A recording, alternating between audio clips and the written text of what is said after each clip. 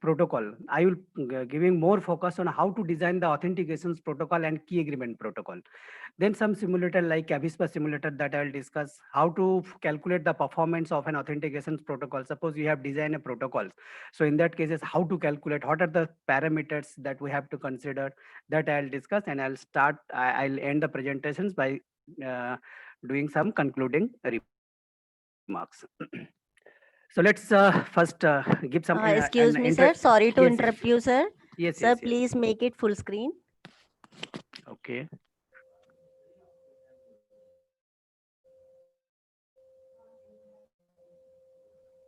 Sir, press F5, sir. F5 Okay, now button. it's fine. Yes, sir. Thank you, sir. Okay. So that introduction is starting basically that what are the importance of the security. Let's try to understand that very simple one example that I have given just to interact with you all people. Try to understand here that in this picture, in these images, that girl is trying to propose a boy, and that girl is sending a message. That message is "I love you" to boy. Okay, and that message is sending through internet communications. And in these cases, suppose there is an attacker. What attacker is performing? Attacker is performing that attacker is trying retrieving that information that this message "I love you," and it's dropping this "I love you" message and it's sending the "I hate you" message. So what is the problem? The problem, you see that the girl is sending that "I love you" message. That "I love you" message is not reaching to that boy. Okay, in between, attacker is taking that message and dropping that message, and he's sending his own messages. So there is a problem. If there is no security concerns, the attacker can do whatever they want. So in these situations, you see that how the girl will feel and how the boy will feel. The scenario is completely different. Okay, so in these cases, definitely the security mechanisms is required. So we have to deploy the security mechanisms in such a way, so whatever the message is sending by the girl, that message must be received by boy. Okay, so that there should not be any interruptions, so that that boy should get the original message from the girl. So I hope that you are understanding the importance of security. Okay, so how to do and what is the mechanisms to achieve this goal. Okay, so that the attacker can retrieve the message, but he is not able to change the message. Okay, let's see how to solve this problem. Try to understand that very basic things that I'm going to discuss. Girls is sending the message "I love you." So whenever that message is sending to boy, what girl is performing? Girl is performing a symmetric key encryption technique. Very simple. Girl and boy both are using the symmetric key encryption technique, where girl is sending the message. She is not sending the plain text message. What she is doing, simply she is taking a key and encrypting with using that key, and message is here "I love you," and whatever the cipher text is producing, that is called C. Can I get some pen over here? 1 minute. Text eraser.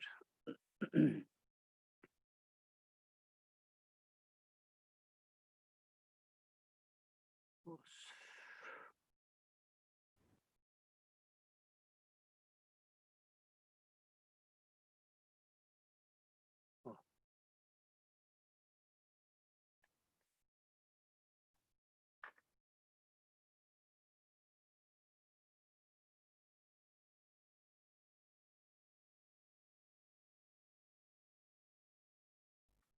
okay. Now you see here that after encryptions using this key, that ultimate ciphertext is producing. So this ciphertext is sending to the boy through internet communication. So whenever this ciphertext is sending, what boy is doing, that boy is doing that boy is using the decryptions technique. So whenever that decryptions technique he is doing, so that time he is using the same key. That's why you are using the symmetric key encryptions. So whenever he is decrypting the cipher text, he is getting the original message, that is "I love you." Okay. So in these situations, you see that attacker can take the cipher text, but as you are using the encryptions algorithms and key is unknown to the attacker. Okay, so that is the mechanisms for the symmetric key encryptions, that in encryption decryptions, that attacker can take the cipher text, but he cannot do anything. because he doesn't know about the key. But to decrypt that cipher text, he needs a key, but he doesn't know the key. The key is only known to the girl and boy. Okay, so in this way that we can solve the problem whatever I have discussed in the first slide. Now, the main important thing, if we see over here, that how the boy and girl will know the common key. Because you see over here, just try to focus your attention over here, that in symmetric encryptions, we are using key K over here. And during the decryptions also, we are using K over here. So both girl and boy, both are using the same key for the encryptions and decryptions purpose, because you see that both are in different distance, different places.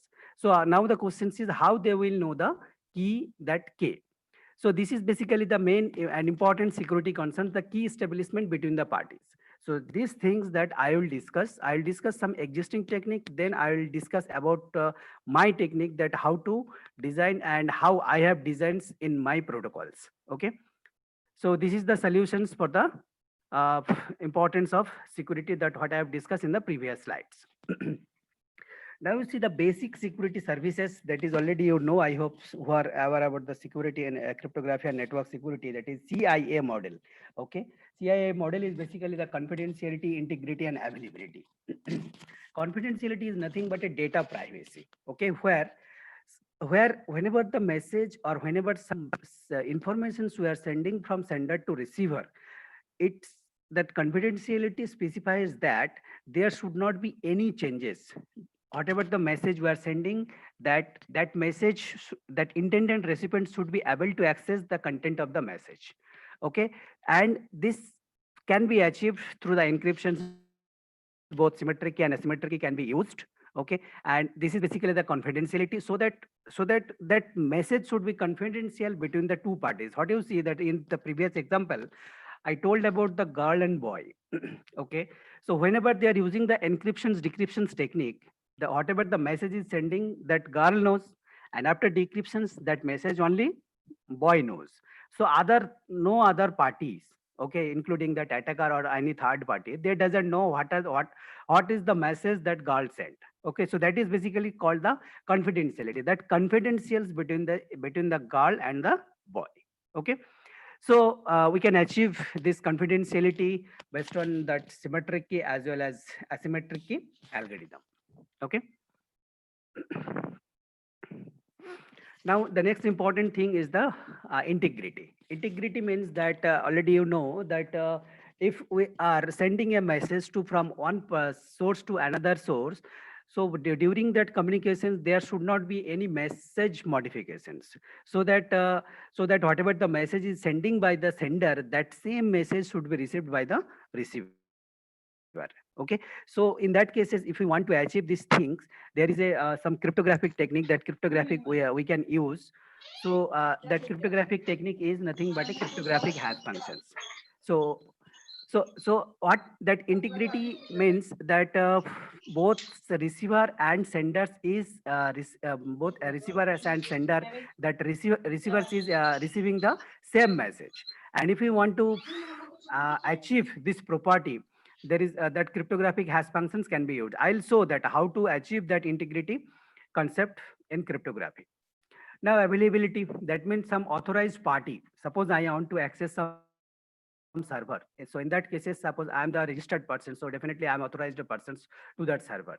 So whenever I am accessing that server, so definitely it's that informations, whatever the informations I am going to access, that informations should be available to that server. Okay, so that availability of informations refer to ensuring that authorized parties are able to access the informations when they need it. Okay, so this is basically the availability concept. Now let's see that very basic things about the symmetric key and asymmetric key concept. Because based on these things only that I'll go ahead. So what is the symmetric key? I told that Alice and Bob's two parties are there. Okay, so Alice is sending some plain text. That sending some plain text. Whenever it's sending some plain text, he is using some encryption technique. Some encryption technique. It's maybe DS or AES like that.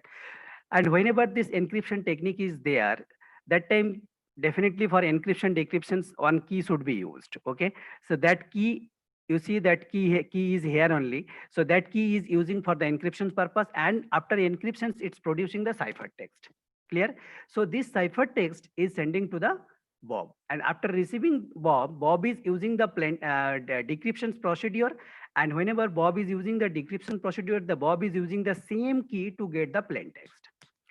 Again, you see that there is a problems in symmetric cryptography that both Alice and Bob's needs a common shared secret key. Okay, if there is no common shared secret key between the parties or between the Alice and Bob, so there is no way to execute the symmetric key encryptions and decryptions algorithm. Okay, so this is the disadvantage we can say, but more advantage is that symmetric key encryption decryption is having a very low computational complexity. Okay, so that's why in every systems it is recommended that to use the symmetric key cryptography by sharing the secret key. Okay, and now you see that asymmetric key cryptography. In asymmetric key cryptography, so it's also called the public key cryptography. So in this public key cryptography, you see that two keys concept are there. Okay, that public key concept and private key concept. So this public key concept and private key concept. Suppose here Bob is having public key, Bob's public key, and Bob is having private key. Okay, and Alice wants to send the message to the Bob. Okay, so whenever Alice is sending the message to the Bob, you see Alice is using some encryption technique. Okay, and this is that public key encryption technique. It may be RSA, it may be Elgamal, it may be a Rabin crypto system or ECCs also. Okay, so whenever he is using the encryption technique, so that time uh, that Alice is using Bob's public key. Okay, and after using that Bob's public key, it's sending to the Bob. And after receiving that ciphertext, again after encryption, it's producing the ciphertext, and this ciphertext is reaching to the Bob. And after getting that ciphertext, Bob's using his private key to decrypt it, and it's getting the original plain text. Now here you see, as in these mechanisms, there is no common key between the Alice and Bob. Okay, if Bob is having public key and private key, Alice can easily send, and if Alice is having public key and private key, Bob can easily send. Now here just I'm discussing in some uh, what is that you see that Bob public key and private key is there. Why Alice is using public key? Why not private key? Okay, so in this way that if you are thinking, whenever I'll discuss about how to design the protocols, we have to think in this way only, that Alice is using the public key because that this public key can be accessible to everyone. Suppose I want to send a message to some persons. Okay, so in that cases, I'm using his public key to encrypt it, correct? And he is using his private key to decrypt it. Now you try to think that suppose Alice is using Bob's private key. Suppose Alice is using Bob private key and encrypt it. So in that cases, definitely it will create a signature. So whenever this Alice is using Bob's private key, so encryption is possible or not? Encryption is not at all possible. Why?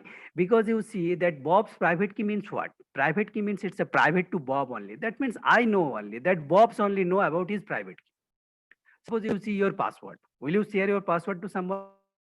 No. So like that, here private key is private to Bob only. So if Alice or some other person wants to send to some informations to Bob, and in that cases, it's required to use the private key. So that is not feasible, and that is not possible at all because private information is with Bob only.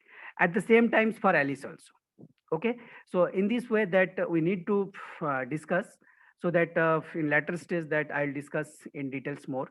So here you see Alice and Bob both doesn't needs any shared secret key. Okay, but the thing is that as we are using some exponentiation operations, okay, some modular multiplications operations in these cases, in this asymmetric key or public key cryptography, it's the time complexity is high. So some low constraints devices like in this case, suppose sensor network or IoT devices. Okay, so it's not recommended to use the uh, public key cryptography because it will take more computations power. Okay, So there will be a problems for the devices. So it's always better to use the symmetric cryptography where the competition's cost is very less. Now I'm going to discuss that authentications and verifications category. Actually, the target is the authentications, and authentications here you see if we divide the authentications, we will get in several ways. Like you see that device authentications, like you see that packet authentications. Okay, so among user authentication, so among all these things, some today I'll discuss about the user authentications, how to authenticate the user. Already we are using several accounts, and we are providing some identity or password uh, for the verifications purpose. Okay, so authentications is very important because it enables organizations to keep their network secure by permitting only authenticated user or authorized user, okay, to access its protected resources.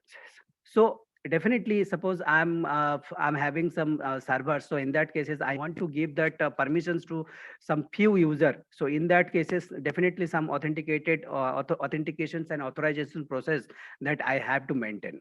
Okay, and if I am not maintaining, then it will create a big problems in the network as well as security loopholes.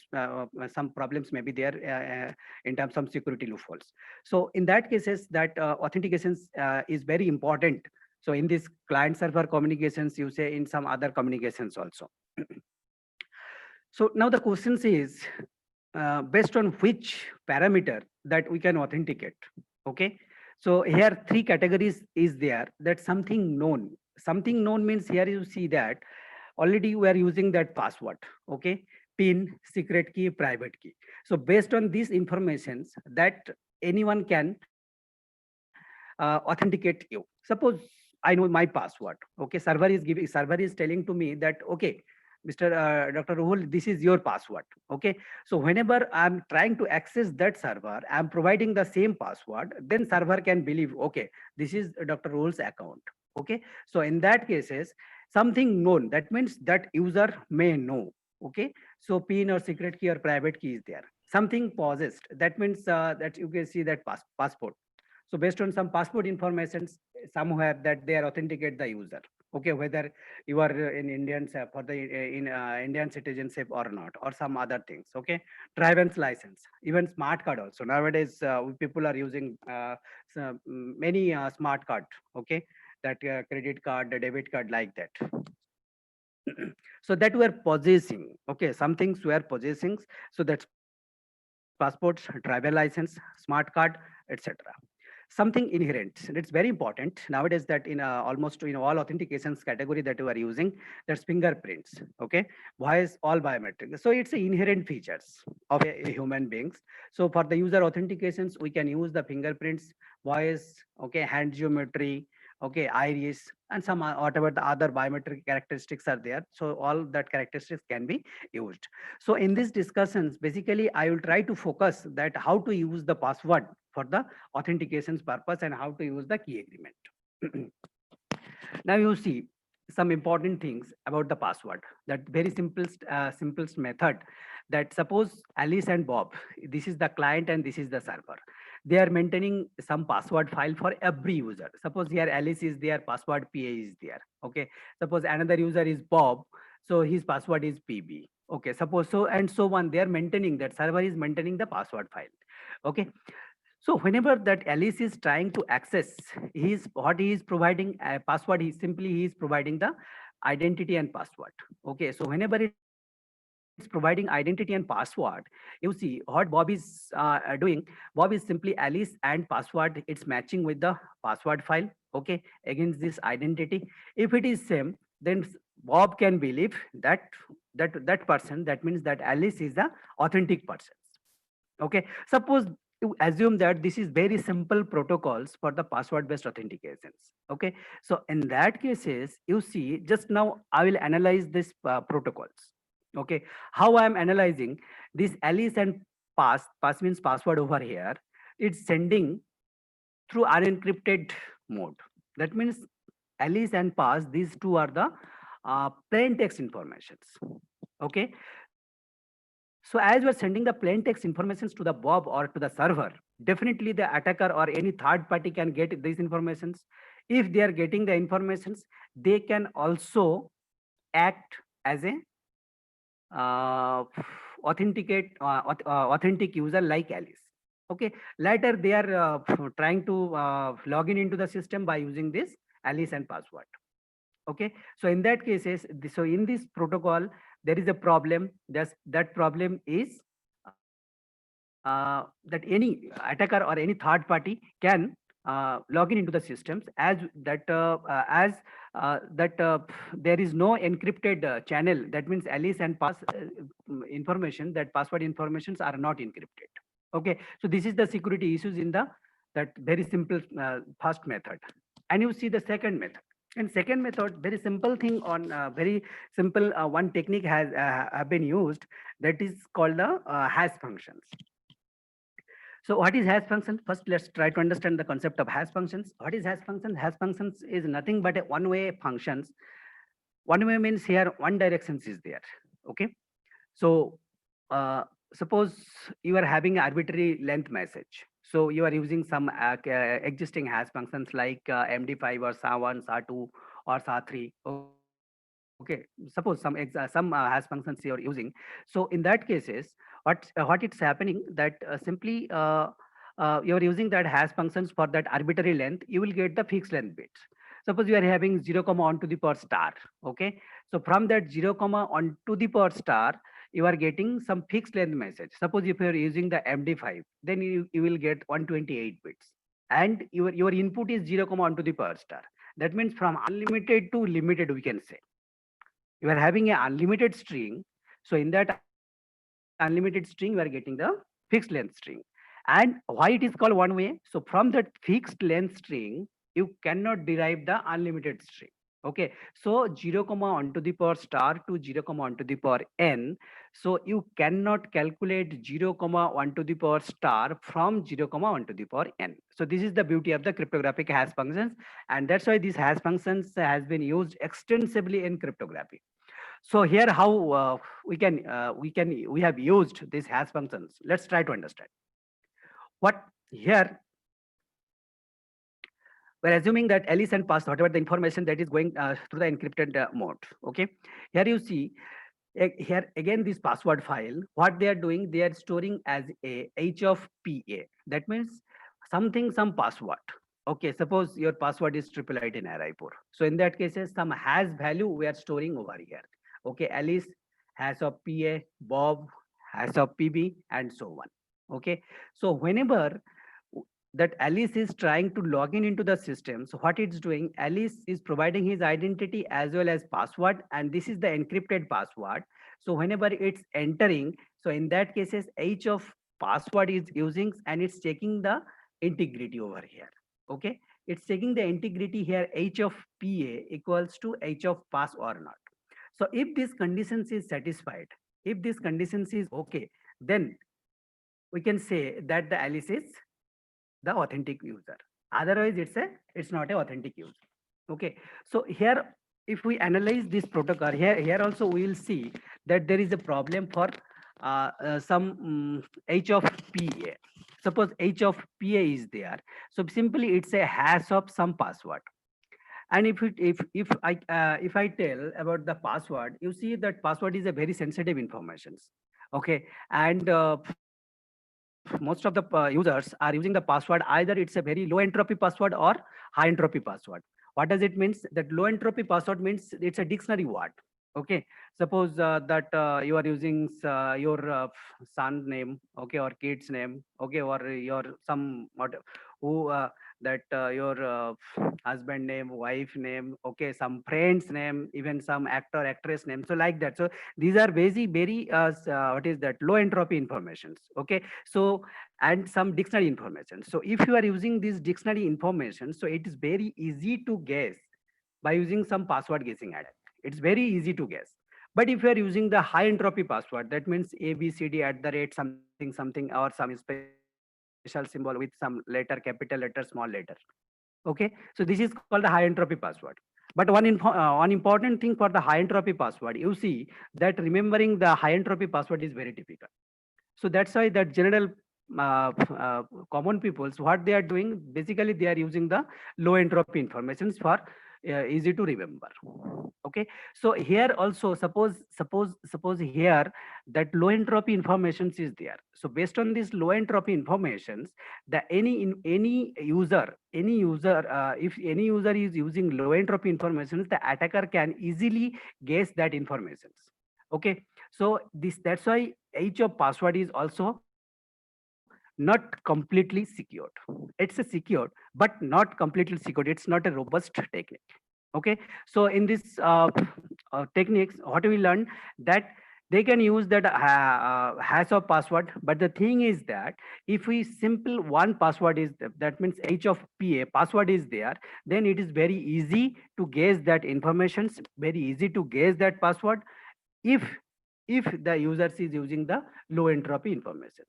What I told about the high entropy for the password, that another important thing you see that you peoples are all are using minimum 15 accounts nowadays.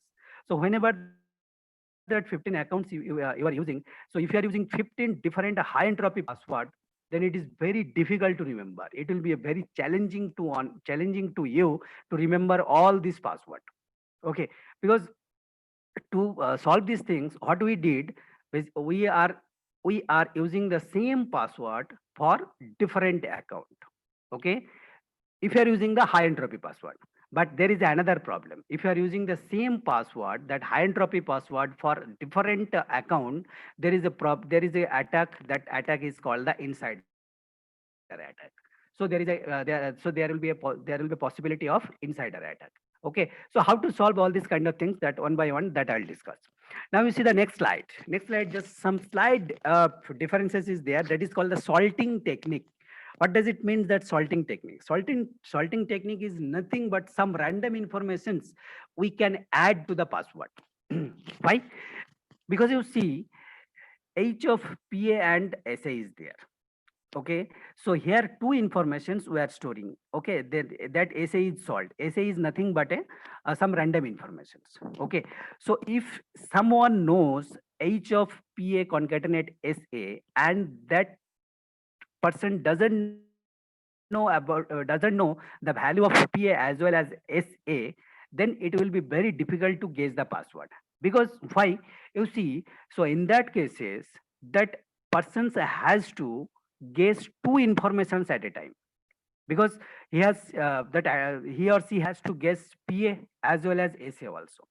And suppose in that cases pa is the low entropy informations. Okay, so if it is a low entropy informations also, that will be very difficult. Why? Because at the same time that he has to or she has to guess the SA also. So as per that cryptographic techniques, it's telling that if you are using some salting technique to the password, then it will be very difficult to guess the user password, though it's using the low entropy informations. Okay, so here this is the thing that we are using, that we are using the concept of salting technique. Just you try to see that some dictionary attack or brute force attacks. Dictionary attacks is nothing but that if you are using some word as a password from the dictionary, and it will be very easy to guess that informations from the by the attacker. So that is called the dictionary attack. Okay, brute force attacks is nothing but the combinations of all the keys. Okay, suppose 1011 your pin code. So in that cases, the attacker can use that all the combinations.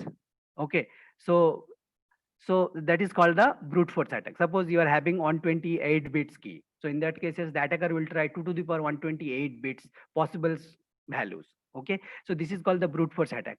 And simply just I have taken this information from the internet resources. Simply you see here that suppose your password pattern is personal information, interest or relatives names kind of things. Okay, so manually it will take 5 minutes to guess your password. Okay, so social engineering approach. Suppose already you know that social engineering approach. Someone is calling to you that they are telling that I am from SBI Bank or I am from somewhere, some organizations, and they are telling your account is in some bad situations. You have to tell your password. So if that person doesn't know about the cyber security and he doesn't know about the awareness of the cyber security, definitely he will get fear and he will try tell that his or her password. Okay, so definitely it's a matter of 2 minutes only. Some dictionary, American dictionary, if it is less than 1 second. Okay, so 4 characters, 8 characters. If you are using, you see that 12 characters plus alphanumeric plus 10, so 72 power 12. So that calculations. Okay, that possible calculations. And 500 years it will take to guess your password. Now you see another important thing, that 12 characters, if you are using the 12 characters as a password, definitely it's a very difficult to remember. So in that cases, you have to use the same password for every account. Okay, so this is the problems with the password. Okay, I told about the insider problems. What does it means? Here you see that percentage is mentioned, not exactly, but almost, that 74% problems or cyber security is happening due to the insider problems. Again, I'm repeating the insider problems. Try to solve if you are having some research issues. Okay, so that how to protect the insider problem. Suppose if you are registering in one server, so in that cases definitely you have to provide your user identity, some other information as well as password. Okay, and assume that in that cases you are using high entropy password. Okay, and in that cases, if you are using that high entropy password, and somehow if that server is knows about your password, that insider persons can reveal your password to the attacker. Okay, so whenever that person that insider person is revealing your password to the attacker, what the attacker will do? Attacker will try to log in. The attacker will try to log in into the other's account, whatever which you are using. What I told, that you are, suppose you are using 10 accounts. In one account, you have given the password. For remaining 9 accounts, also you are using the same password. One server has revealing your password to the attacker. What other attacker has the possibility? The attacker can access your 9 accounts.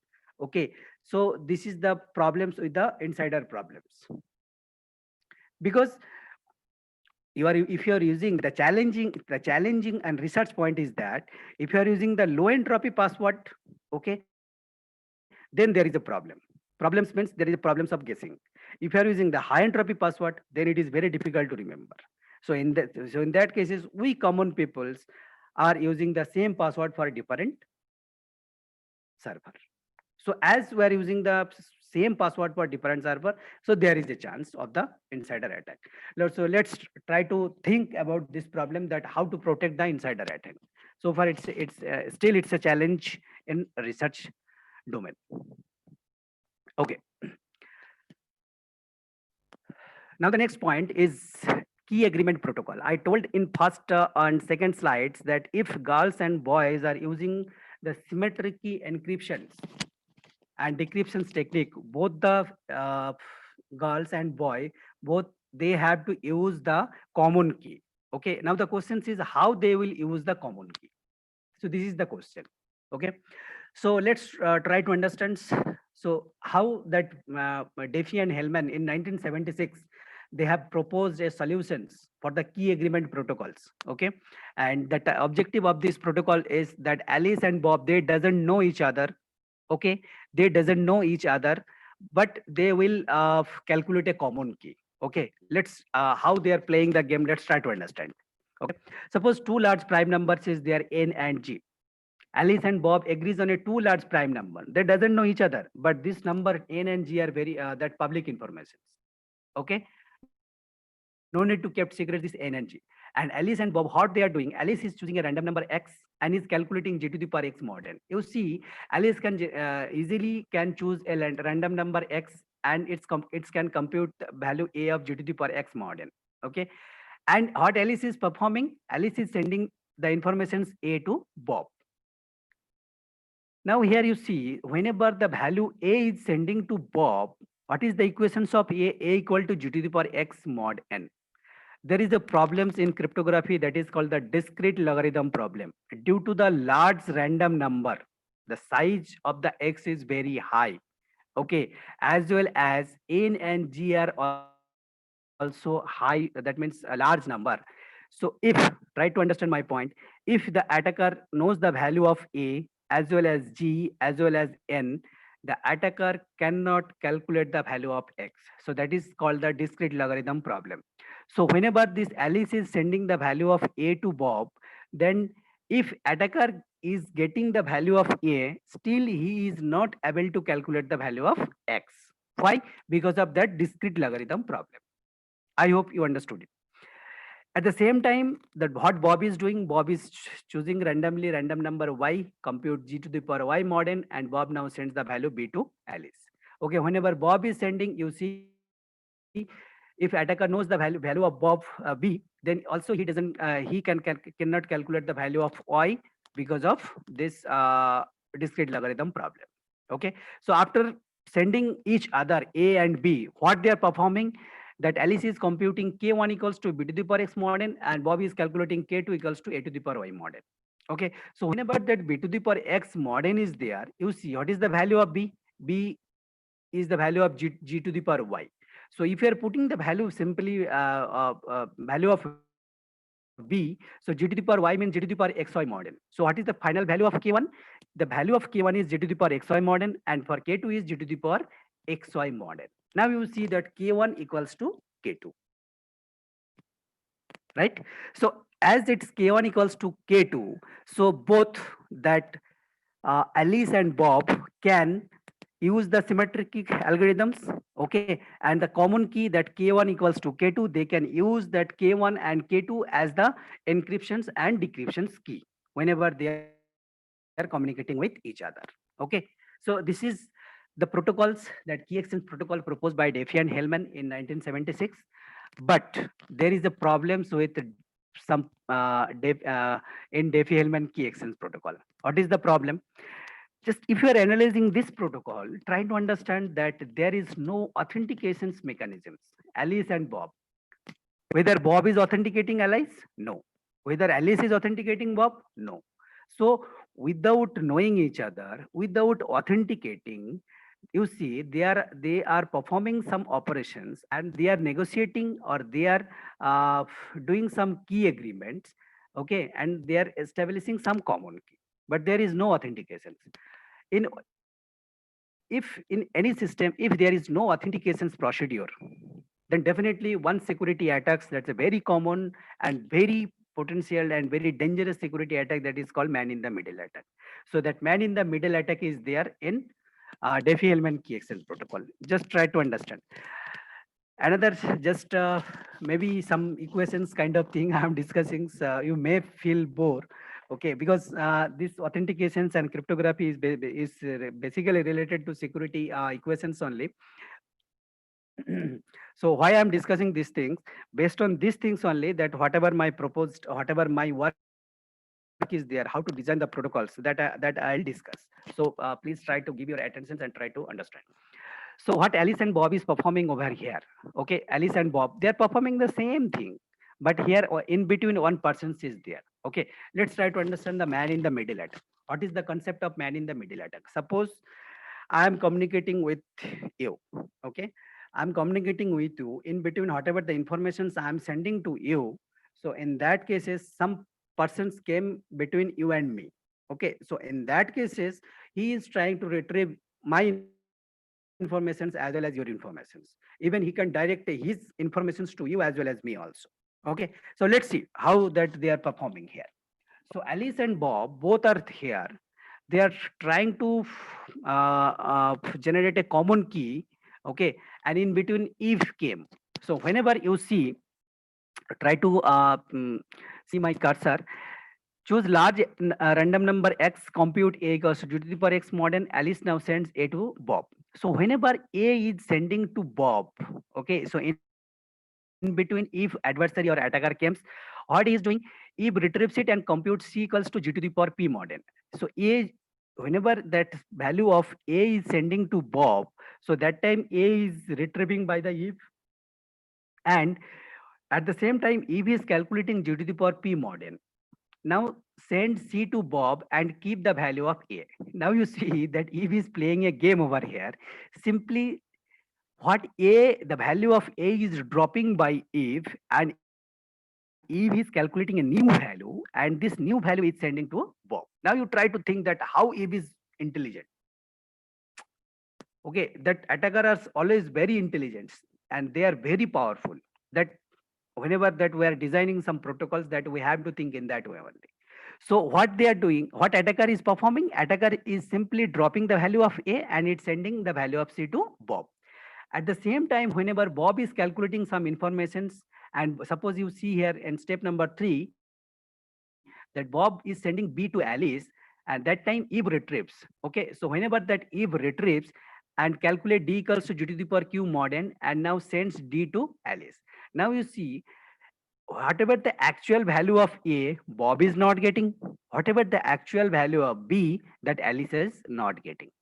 But as there is no authentication techniques between the Alice and Bob, what Bob is believing? Bob is believing that whatever the value of C is sending that adversary, that is the correct information, and that is the information is sending by the Alice. Okay, just कुछ नहीं यहाँ full बना रहे हैं, ठीक है. Now you see here, after doing these things, okay, that Eve is calculating k11 a to the power q mod n, k22 equals to b to the power q mod n. At the same times, what Bob is calculating c to the power y mod n. Here is, you see, c to the power y. Why c here? Because Bob has received the value of c only. Okay. At the same time, what Alice received the value of d only. So that's why d to the power x mod n. Now, what is the value of d to the power x mod n? So d to the power x mod n means what is the value of g? G to the power x q mod n. So k1 equals to g to the power x q mod n. Here k11 equals to, you see, what is the value of a? A equals to g to the power x. So here also g to the power x mod n. Okay, if you are calculating the value of k22 as well as k2, we will see k1 equals to k11 as well as k22 equals to k2. Okay, so if we see, we'll get in this way that the value that common value is k1 equals to k11 and k22 equals to k2. What does it mean? Now you see, suppose Alice is sending some message. You just try to remember my first slide. Now Alice is sending I love you message to Bob. So in that cases, Alice is encrypting using k1. Whenever it's sending to the Bob, Bob is dropping that message. Okay, Bob is dropping that message, and at the same time it's decrypting and it's decrypting using k22 and it's sending to the Bob. Okay, so in that cases, you see that Eve can change whatever the actual informations was there, that he can change very easily.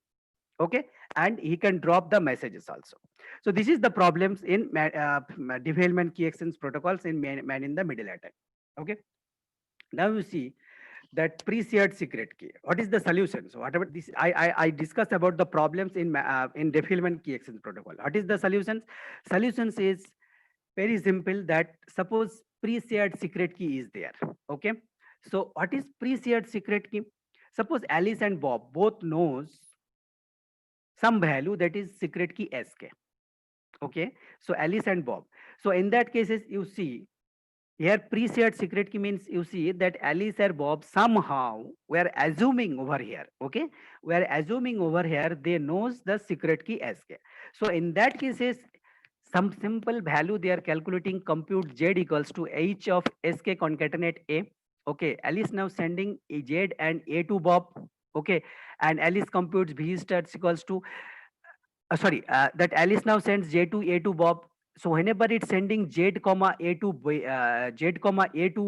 Bob, so Bob is checking. First Bob is checking whether that information is correct or not. Okay, Z star equals to H of SK concatenate. This is the concatenate operations A, and check whether this conditions is correct or not. If it is correct, that Bob can believe that this information is coming from the Alice. Okay, why? Because that Alice is using the common value, that is SK. Correct. So in this protocol, just simply I have added what things, that pre-shared secret key, so that Alice and Bob can authenticate each other. That means they can perform the mutual authentications. If they are performing the mutual authentications, then you see that if now if you are analyzing these protocols, you cannot calculate or that there is a no man in the middle attack possibles in these protocols. Okay, let's try to understand later that I'll share the slides that how whether that man in the middle attack is possible in these protocols or not. Because as we have used that what is that authentications technique, so there is no possibility of man in the middle attack. Okay. Now the main important thing that authentications protocol design basic principles and security requirements. Here I have considered on architecture. Okay, there several sensor nodes are there, several gateway nodes are there. We are assuming here 3 gateway nodes, and users are there. Okay, first try to understand my architecture. After that, I'll go one by one. Now I am discussing the how to design the authentication protocol. Okay, so here you see that several sensor nodes are there. Okay, that sensor node is basically sensing some environmental data. Okay, now it's sending the data to the gateway node. Okay, now this gateway node is sending the data to the user. Now you see that the architecture, if you see that one is there, that user is requesting the gateway node that I need some information from some particular sensor node. That you see that gateway node is requesting to some sensor node. That's 2. Okay. Now what is 3? After sensing that information from the environment, what that sensor node is sending the informations to the gateway node. Now gateway node is sending to the user. Now you see that during these communications, definitely that one security protocol should be required. Okay, so when that security protocol should protect different kind of attacks. Okay, what kind of attacks? Definitely you see that users has to log in into the system. So whenever that user has to access some sensor node, he has to log in into the system. Okay, so during that login, definitely some identity and password is required. Okay, so if identity and password is there, and suppose you assume that in some scenario we don't want to reveal our identity. Okay, suppose in a medical system, try to understand my point, that or some other areas also we don't want to reveal. I don't want to reveal what type of disease I am having. Okay, so in that cases that identity is a big issue, so we don't want to reveal our identity. Okay, so in that cases identity also should be protected, and that is called the concept of user anonymity. Okay, and I told about the offline password guessing attack. Okay, so if that user is using some low entropy or high entropy password guessing password, so in that cases we that protocol should be designed in such a way there should not be any uh, technique that the attacker can use so that they cannot guess the user password. Correct? Another important thing one by one that I'm discussing, you see, users is registered and he is using some smart card. Okay, suppose that smart card is lost.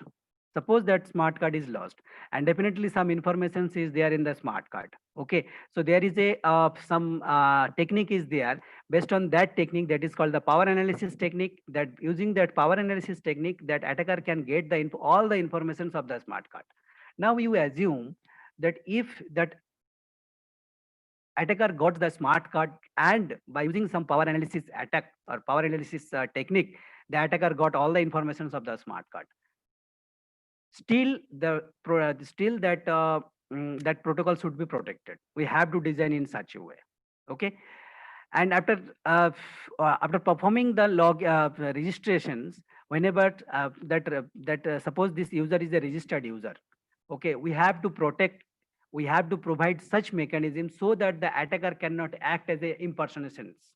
Attacker cannot impersonate as a user. So that is called the user impersonation attack.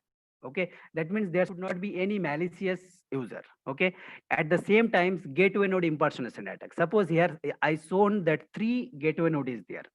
What attacker is performing? Attacker is dropping another type of attack. So in that cases we have to provide the security mechanism so that only that genuine gateway node can provide the services. So that is gateway node impersonation attack. Sensor node impersonation attack, I told about the privileged insider attack. Okay, that if you are that is related to password. Okay, another important thing that the replay attack. So in that cases replay attacks means what? Suppose I'm using that users has login into the system, but today suppose you assume 10:30. Okay, And whenever he's sending the message, to the gateway node, that message is captured by the attacker. What attacker is doing, attacker is sending the same message tomorrow, not today, tomorrow, and definitely that message will be authenticated to the gateway node, correct? So this is called basically the replay attack. We have to protect and we have to use some technique so that replay attack also can be protected. So I'll show that how to protect the replay attack also. Whatever the attack I'm discussing, I'll show one by one that how to protect. That replay attack can be protected using some technique that is called the timestamp method. Okay, session key computations attack. Here session key is that common shared secret key. Okay, you see that I told about Alice and Bob. Okay, K1 and K2. They are performing some operations and they are getting some common value, that is K1 equals to K2.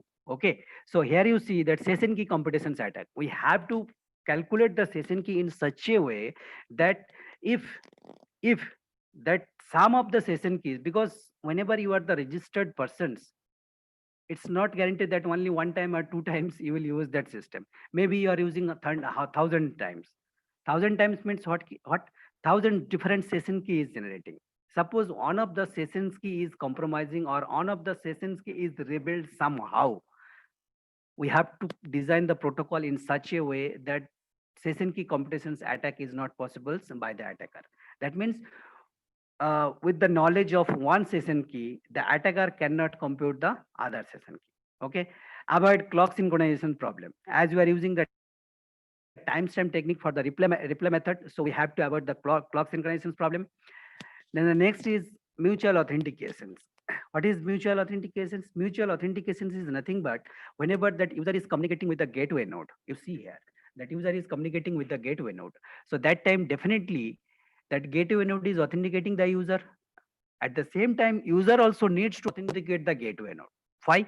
Because you see, I told, suppose this is the some environment. So in this environment, suppose 3 gateway node is there. Attacker is dropping another 4, 5 gateway node. Okay, just to create the disturbance into the systems. So definitely that gateway node authentications is also equally important. Okay, so that's why this mutual authentications. So at the same time, gateway node mutual authentications between the gateway node and sensor node. Okay, mutual authentications between the sensor node, gateway node and users is required. At the same times, efficient sensor node additions, node addition space. Suppose this is the systems you have generated, okay, and based on these systems you have created the you have designed your protocols. Now, as per the current situations, you need to add some more sensor node. So we have to design in such a way that you can add very easily that additional sensor node into your systems. Okay. So this is basically the technique that we have to use. And the efficient login and authentication space, that login and authentication space that we have to use, some techniques that we have to use efficiently, that I'll discuss whenever I'm going to discuss the presentations. Uh,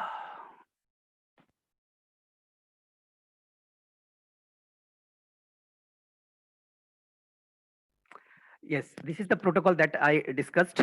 Now, in order to design the protocols, try to understand my points. Though it's a research-based work, I maybe for new participants, maybe you will feel little problems, but try to give your concentrations so that you can understand. So definitely you see that there is a sensor node, there is a gateway node. To establish that system, definitely some system setup phase is required. Okay, after that sensor node registration phase is required, because we are inserting some informations into the sensor node, then we are deploying. Okay, after deploying that, you see that here 3 types of nodes are there, gateway nodes are there. Okay, that gateway 1, 2 and 3. So there is a big questions one by one that I'll discuss. Sensor node registration phase is there. User registration phase, definitely that who wants to access that gateway node, definitely they have to register. Login phase, authentications and key agreement phase, dynamic node addition phase and password change phase. So one by one that I'll discuss all the pages. So these are the notations table that I have used, that what are the symbols are there. So accordingly that what does its meanings? Suppose that SA system administrator, PWI. So several symbols I have used in these protocols, and there I have written the meaning over here. So system setup phase. What does it mean? That basically system setup phase is works online, offline mode. Okay. So in this case, a system administrator chooses a unique identity for all that whatever the sensor nodes are there, that is called ID SNJ, and compute on parameter that is PJ. How is it computing?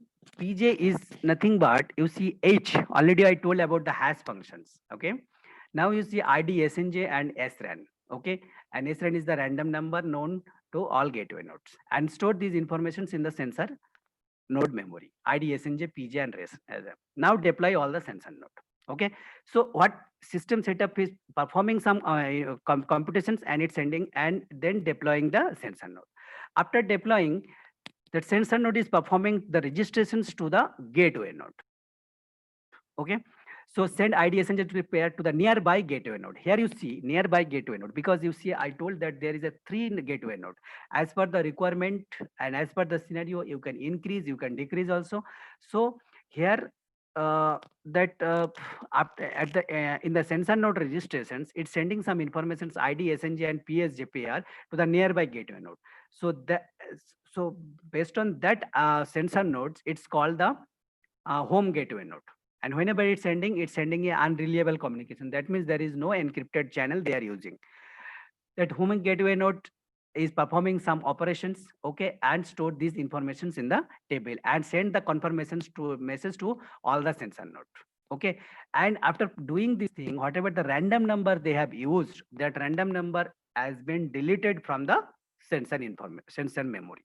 Okay, because it has no use. This has been used for the registrations purpose only. Okay. Now user registrations, you see, it's very simple that it chooses some identity as well as password. It's calculating some informations, DI, PWRI, and send these informations to HGWN securely. Okay. And after this, HGWN calculates some informations, that random number, and stores in the memory. Okay. Then he prepares the smart card. Okay, in this smart card, that these informations are REGI, AI, IDGW, and TIDI and H. Now you see, just I'll give one example. Just try to understand. Suppose this smart card has been lost. Okay, so in this cases, what are the informations is there? REGI, AI, all these informations is there. Suppose this smart card is lost and attacker got it. And by that, now the attacker has been used that power analysis technique. Okay, so after that power analysis technique, that REGI, what is the calculations of REGI? REGI equals to DIDI concatenated of PWRI. Correct?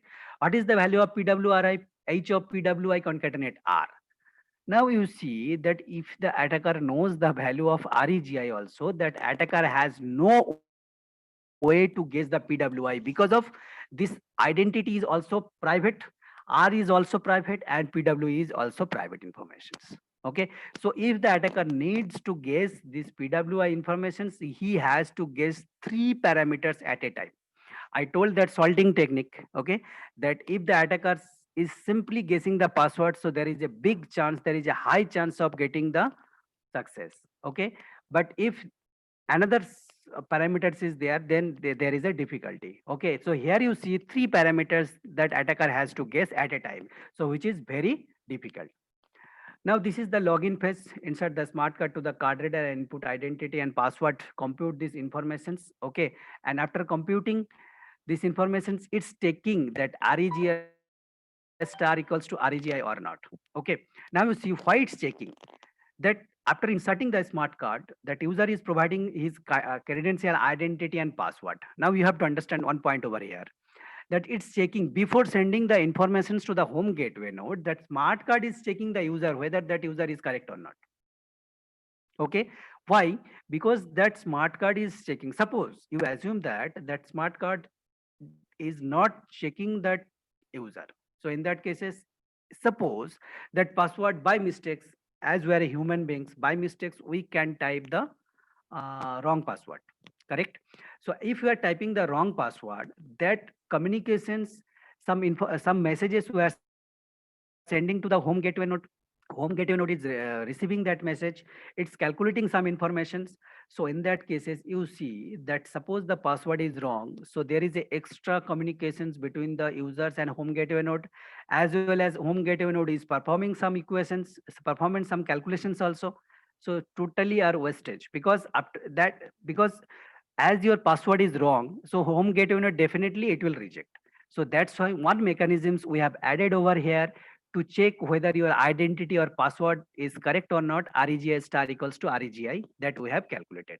If it is correct, then that smart card will believe, that smart card reader will believe that IDI and IDS star equals to same and PWI equals to PWI star. Okay. At the same times now home gateway node generates a random number, this informations, and is sending the logging message to the home gateway node. Okay, so IDGWN, this is wrong, this is that smart card. Okay, that smart card generates a random number RI and compute all these informations. Now you see here several informations is there. If I'm explaining all the equations, then it will take much time. So you see here secret key have been used, some random number we have used. So why I told you, see that several security attacks I discussed. Okay, so to protect all these attacks, so these equations are very much important. Okay, and each and every equation is having some significance meaning. Okay, so after computing these things, it's sending the login message M1 to the home gateway node. Now home gateway node verifies the identity in the table or not. If it is exist, it's fine. Okay, the case one, two cases are there. Okay, so here we have considered two cases. The case is 1 minute. My battery is low. System battery, please.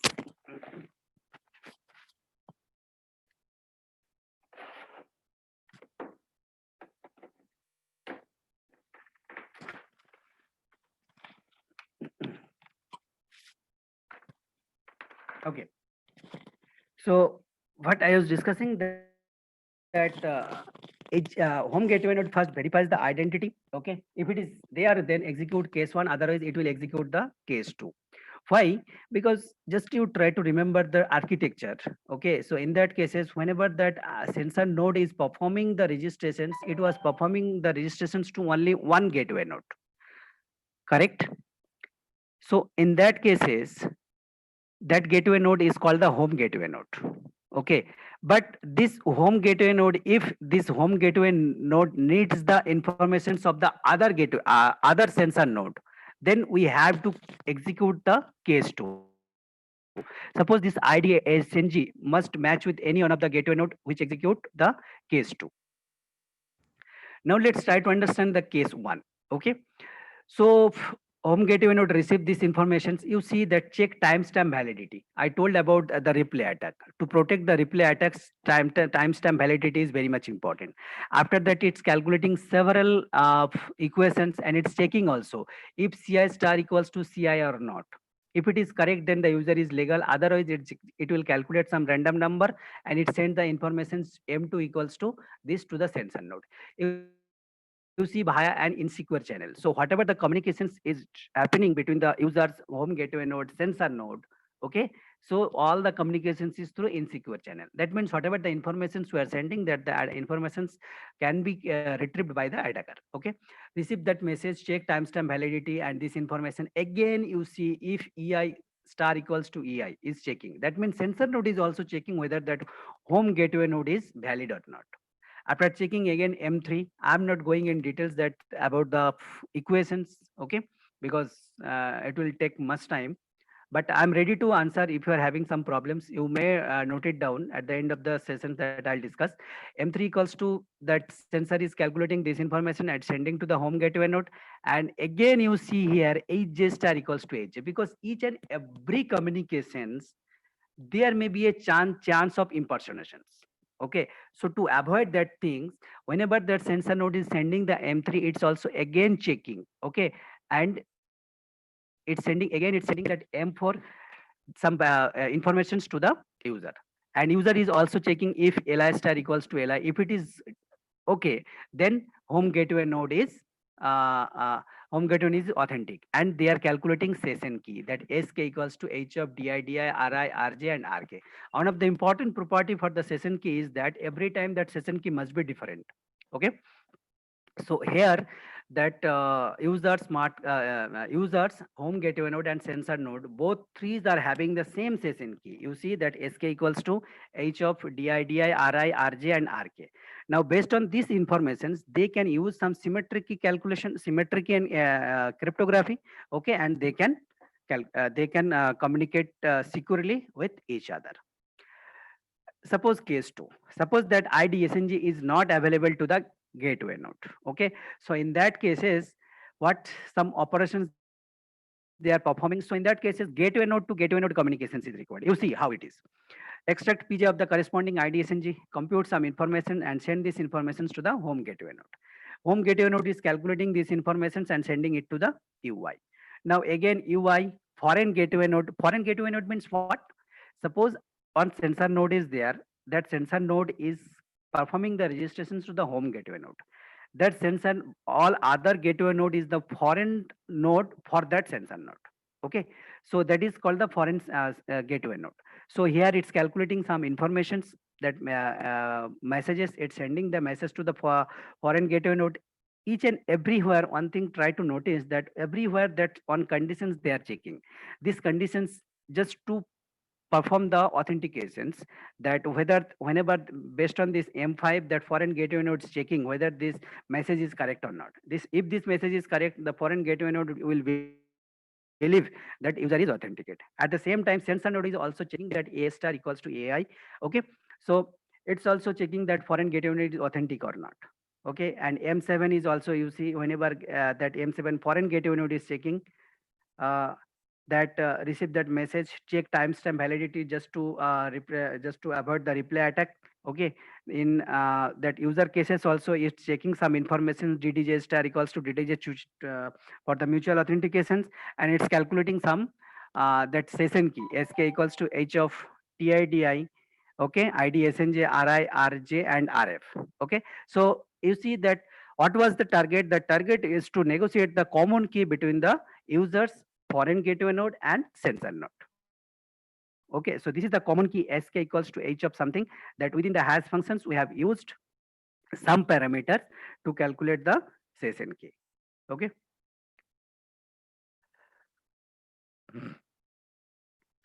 Now you see here on session key verifications they have did. Okay, whether that session key is correct or not. Now the next point is that dynamic node addition space. So I told about the dynamic node addition space. That's if you want to add some sensor node additionally. Suppose your sensor node died. Okay, out of 50, suppose 20 sensor node died. So definitely you have to add some sensor node into that field. Okay, so in that case, simply whatever the system administrator are performing in the system setup phase, the same thing he can perform and he can deploy into the target field. Okay, and again that sensor node have to perform the registrations phase just to give the services to the gateway node.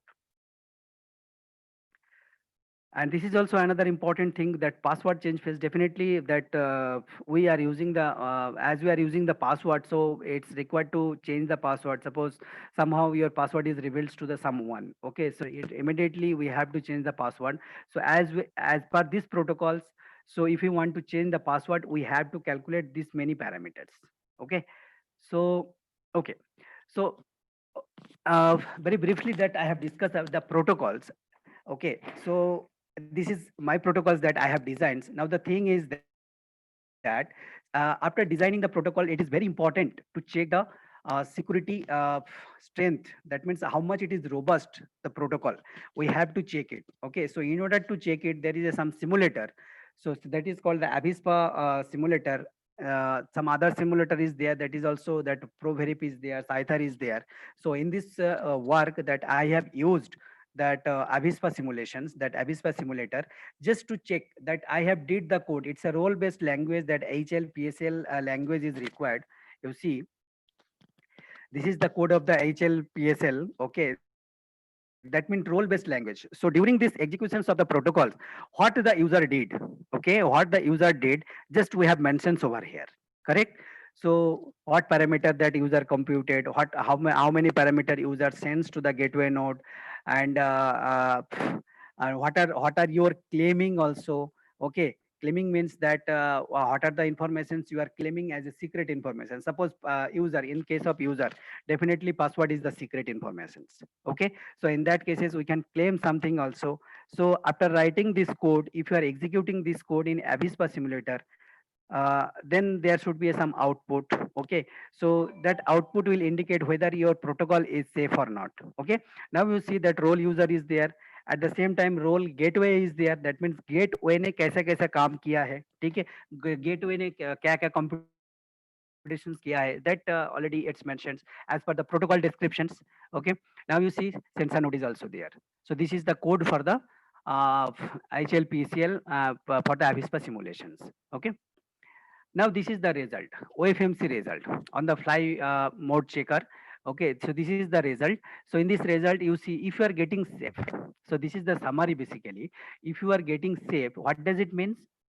It means that your protocols is protecting the man in the middle attack as well as replay attack as per the Avispa simulations concept. Okay, so your protocol is man in the middle attack. Man in the protections of man in the middle attack is you see that if somehow that if you are protecting the man in the middle attack, it means that almost all other attacks are also protected. Okay, that means there should not be any impersonation attack from the, suppose man in the middle attacks is protected between user and gateway node. So in that cases, it's protected user impersonation attack, gateway node impersonation attack. Okay, so this is the results of the OFMC model. Another model that is safe, that is CL-ATC model. So there are four models basically in Avispa tool. So out of four models, it shows only two results in two model, that is OFMC and CL-ATC model. So we can think that safe, if it is safe, then the protocol is protected against man in the middle attack and replay attack. Okay, that further security analysis and discussions, what does it means? That informal security analysis. Informal security analysis means what? I told about discrete logarithm problem. Try to understand that if a equals to g to the power x mod n. So in that cases, the what is the problem? The problem means if someone knows the value of a, g, and n, he cannot calculate the value of x. So there is also another hardness problems in hash functions, that it's a one way. Okay, so from 0 comma 1 to the power n, you cannot calculate 0 comma 1 to the power star. Okay, based on this assumption, there is an informal security analysis, that whether this password guessing attack is possible or not, whether this identity guessing attack is possible or not. Some others attacks also I have mentioned. So these attacks are not possible. Okay, that I have described in my paper. So if interested participants are there, so that they can visit and they can check my paper, that how informal security analysis is done. And now you see protocol designs is over. Okay, security analysis is also over.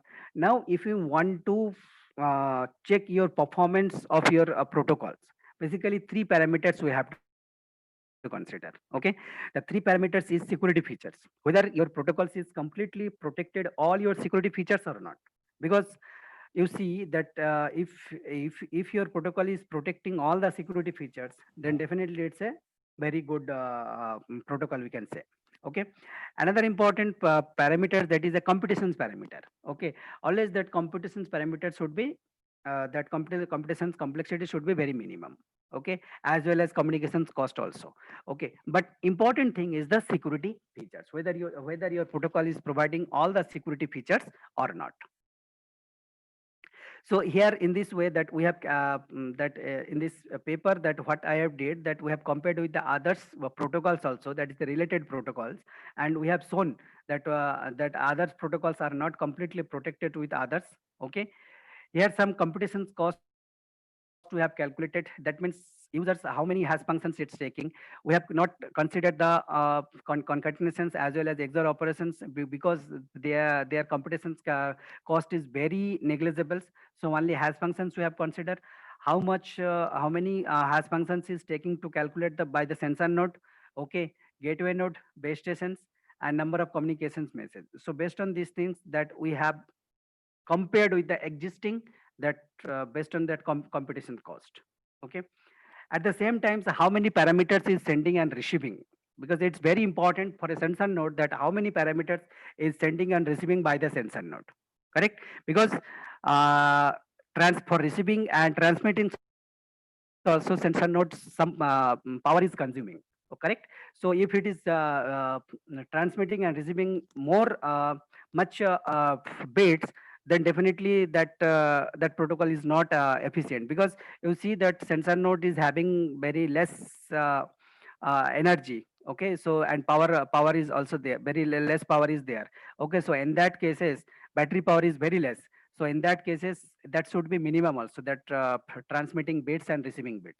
So at the same in like computations cost, we have compared with the others one, and we found that our protocol is better in terms, though my protocols has protected all kinds of security attacks, as well as provides that efficient features also. Okay, so this is basically the performance comparisons. Now, if we want to summary about this work, we can say that on multi-gateway based sensor network, we have designed based on that protocols, that for the establishment of the secure communications on authentications protocol, we have designed to check the validity of the security. We used the Avispa tool, okay, and informal security analysis also we did, and some performance comparisons we have shown in terms of computations, communications, and storage cost also.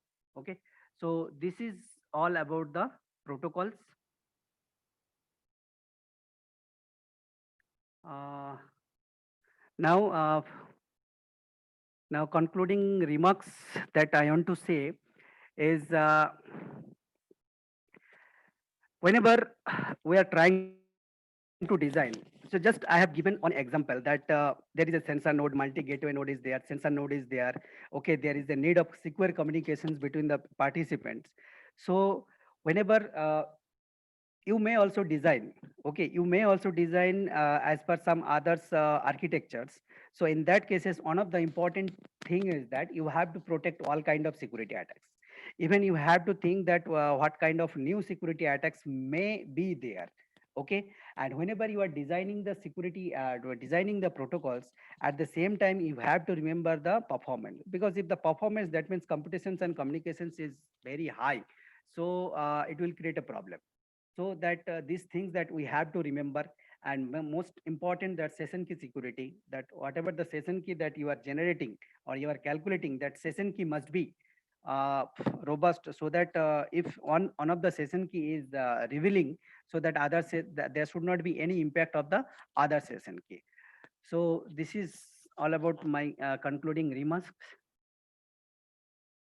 So I want to thank you to all the participants, as well as now I am ready for the questions answer. I hope you understand my lectures, and though it's a little difficult, because we know that some equations kind of things understanding is very difficult. So I have tried my best to explain. So I'm now ready to answer of your questions. So please. Thank you, sir. There is a question from one participant, ID number 19. Okay, can I see that questions He in asked chat box? that, yes, sir. Yes, sir. They have dropped the message in the message box. You can see that Where is that message box? group chat, sir. Group chat. Go to participants. Acha, okay, 1 minute. Group chat. Yes, sir. Go for Okay. chat. Chat option is there. 1 minute, madam. I clicked on participants. 1 minute. Invite. No problem, sir. I'll read out the question here. Okay. I'll read out the question here. Yes. He's asking that how the key will reach to Bob. Actually, in the first slide, you have shown that Alice, Bob, and eavesdropping, some kind of example. Yes. So in that, he is asking how the key will reach to Bob, and Hmm. how the public key will be reached at the destination. Okay. I think his questions is from symmetric key only. Yes, sir. Okay, symmetric key and asymmetric key. Okay, my dear participants, you see that Alice and Bobs are there. They are using the common secret key, okay, for the encryption and decryptions. Okay, it's a very important question that how they will know the common secret key. Okay, so to know the common secret key, I discussed already that Diffie-Hellman key exchange protocol. Okay, so before using this encryption decryptions in symmetric key cryptography, definitely they have to execute the Diffie-Hellman, not on Diffie-Hellman key exchange protocol, some key exchange protocol, so that Alice and Bob can negotiate a common key. Okay, so based on that common key they can encrypt and they can decrypt. Okay, so this is your answer. another Sir, the another next, thing, yes, and in the next questions, that how that Bob's public key can be reached to the Alice, this is the questions. Okay, yes, sir. so there is a key management technique in cryptography. Okay, there is a key management technique in cryptography that public key can be reached. The one of the important, there is several techniques are there that how the public key that will be reached to the Alice. One of the important technique is that certificate based technique. Okay, so what does it mean is that certificate based techniques in certificate, that some format is there in certificate. So in that certificate you have to some what is that, some that key will be mentioned and some other parameter will be mentioned, and this certificate will be generated by the some third party. Okay, and this is the trusted third party. And whenever that Alice will try to communicate in asymmetric cryptography, that Bob will send that certificate to Alice. Okay, then Alice will verify that certificate whether this certificate is signed as it is. I'm telling the certificate means it's a digital signature concept is there, that Alice will verify whether this certificate is signed by the trusted third party or not. If it is signed by the trusted third party, then some public key is there in that certificate, and he will retrieve that key from the certificate and he will try to communicate with the Bob. So certificate based techniques that Alice can use to get the public key, and any other key management technique is also there.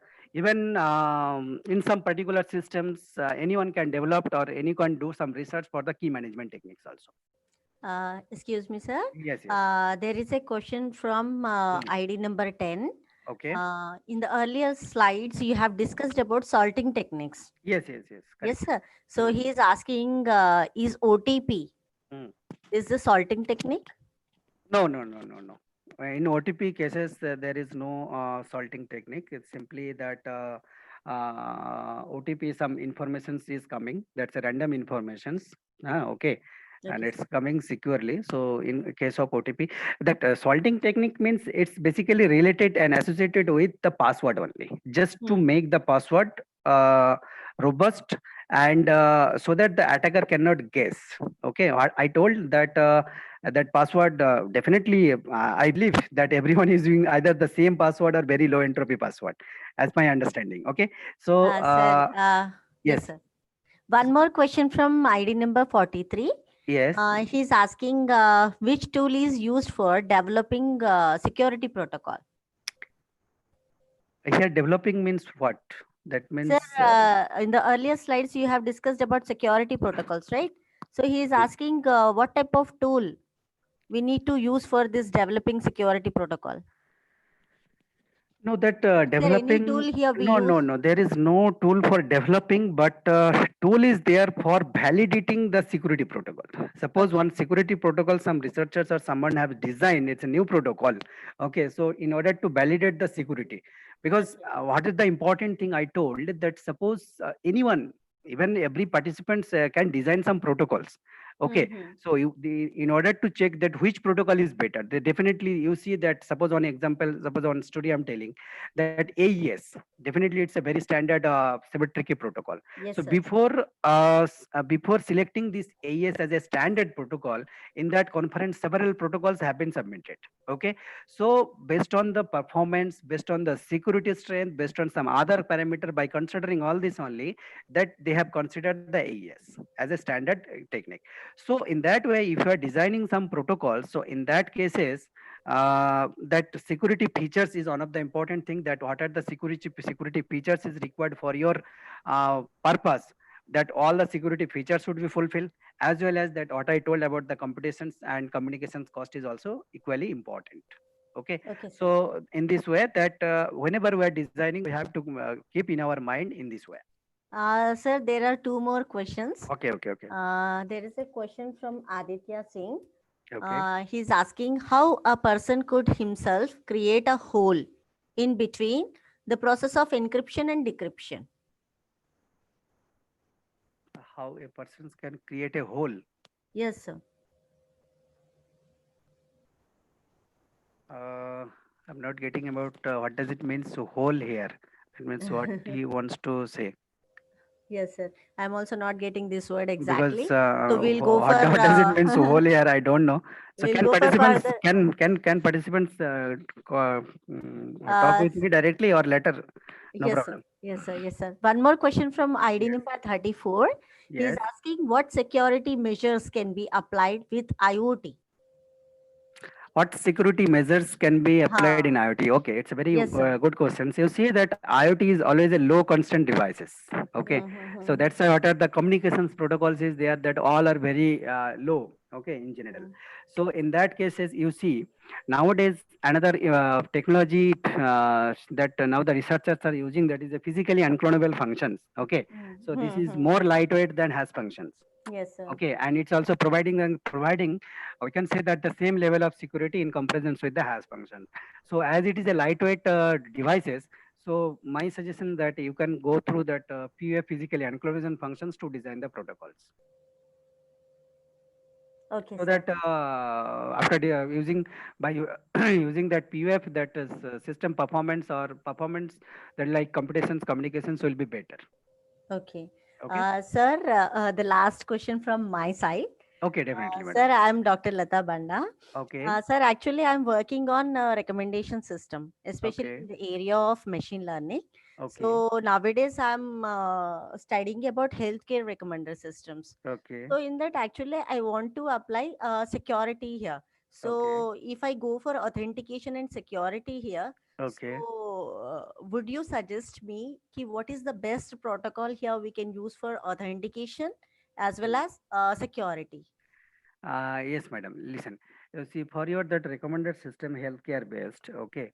So there is a need of secure communications between the patients and the medical Yes, professionals. sir. Yes, sir. Okay, there is a need of suppose medical professionals they are monitoring the patients.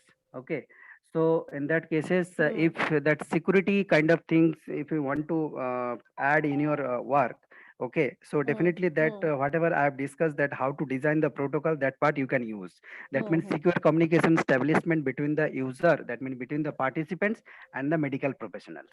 Yes, Okay, sir. so in my suggestions, in that cases, it's very as you are going to implement also, it is better to use the hash functions, cryptographic Okay. hash functions, Uh, just to have the lightweight protocols. That means hash functions is lightweight, so uh, that which hash for function patient. would be better, sir, for this? I think nowadays SA3 is more concrete and robust. Okay, there is no SHA3. security loophole for SA3. Okay, Okay. SH3. So SA3 can be you can use. Okay, Okay. so in your system that between the medical professionals and patients, uh, for the establishment of secure communications that you can Okay. use. Okay, sir. Okay, other kind of things also definitely it will be there. Suppose some informations you're storing somewhere, Uh-huh. suppose in Yes, sir. cloud or some medical professional somewhere. Okay, Okay. so in that cases some storage technique, that means how to store the data efficiently. Okay, so in that cases you have to use some technique so that you are maintaining your data very securely. Okay, sir. Okay. Okay. Thank you, sir. Thank you so much. Any other questions, madam? Sir, I think, yes, sir. Uh, there is one question Hmm. from ID number 34. Yes. Uh, Also, we can apply X.509 certificate with IoT. Can we apply X.509 certificate with IoT? Oh, the question is can we apply X point 509 certificate with IoT? Yes, sir. Okay, that it's possible. If that suppose it doesn't means listen that IoT devices means okay, some devices are there. They want to Mm-hmm. communicate with each other for using that certificate based. Okay, if the Mm-hmm. devices are computationally heavy, then there is no problem. If they are computationally heavy, then there is no problem. But suppose you see that I consider some sensor nodes as IoT devices. We may consider. Okay, so in that cases, it will be little difficult. Okay, okay. Okay. Sir, he is now clearing the question, Aditya Singh. He was asking about whole, right? So now he is asking that question, how a person can be able to come in between the process of encryption and decryption between two systems and gather the data. Okay. Just I told about the man in the middle attack, na.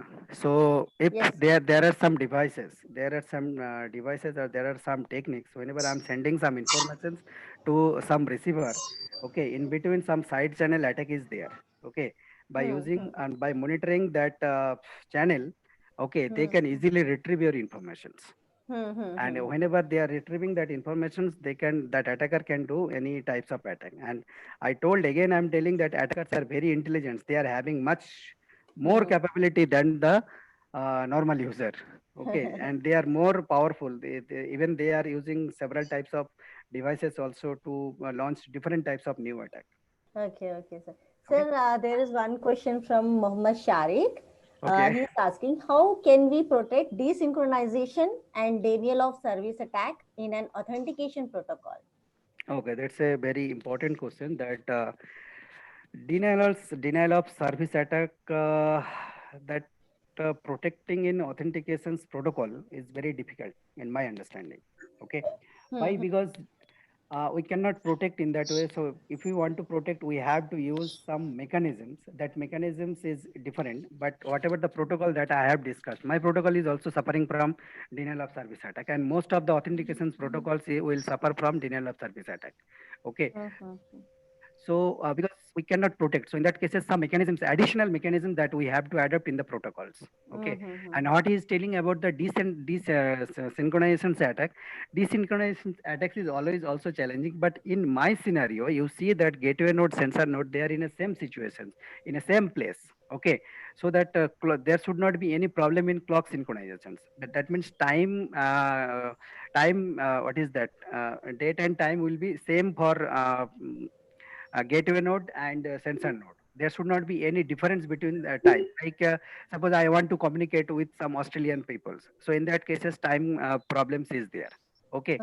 So in that cases, that this clock synchronizations problem may occur. But in my cases, there should not be any clock synchronization problem. Okay, sir. Sir, there is one participant, Anil Kumar. Yes. He wanna ask you one question here. Okay. Anil sir. Yes, Professor. Very Yes, good yes. presentation and Oh, very thank you, sir. relevant in today's context. Okay, Now, thank you, sir. see in the last 1 or 2 years, we are using it, digital payments, so many things on the network. Now, work from home and all that. Yes, yes. Now, my question is not for the technical people. This presentation, all that is for very technical people. So, what I'm trying to understand, the common man using all these digital applications, computers, internet banking, so many. So, what is our message to them? What sort of password they should have? What is the minimum length of the password they should create? That knowledge is not available through any system. I don't think there is any government or any private where they understand that. Generally, they keep a very simple password, name or maybe date of birth, something like that, and replicate it. Sir, you see, What we can do? Yes, What yes, we yes. can do? It's a very important question. Sometimes I'm also thinking that how to protect these kind of things. Yeah. So there is a one word in security and cryptography also. Nothing is secured, sir. Yeah. Okay. So we cannot protect the system completely, 100%. Yeah. But in my understanding about the password, don't use the low entropy password. That means very common password, dictionary password. First, my recommendations. Second recommendations, try to use different type of high entropy password for different accounts. Suppose, definitely, sir, we all are using, I think, more than 20 accounts, if you are considering, correct? So in that cases, 20 passwords should be different. Okay. So in that cases, we can do one thing, that 20 password, some patterns we can follow. That means some patterns we can follow. One of the my recommendations. Okay. Another thing, we can write that password as per the account and we can keep it in our home. Because if you are keeping in my system as well as in my pen drive as well as in my laptop as well as in my mobiles, there is a chance of lost also. Correct. Okay, so better we can keep in our what is that in our home only by writing in offline mode. Again, there is a security loopholes. Suppose sons or maybe wife, if they want to disclose, they can disclose if they are getting. So Yeah. these kind of things are there. So there is no standard procedure for how to protect the password, but these are the way that we can safely use this password. So the best way is the manual. No, you keep in the Yes, sir. home, Definitely, in the diary or something like that. best way is the manual. Like you see, sir, Yeah. one attack is there, ransomware attack. Okay, that ransomware attack is protecting is very difficult. It's very difficult. Somehow, if your system is logged to the internet, connecting to the internet, there is a chance of ransomware. Okay, so that's why always it's better to take your backup. Correct. So in that way, for the password, my suggestions will be that write as per your account server names and write that corresponding the password, and you keep it offline with you very safely, because Correct. that is the best way. I think so. Otherwise, whatever the other way is there, that is we cannot tell, because that will be very difficult. No, in my actually, understanding.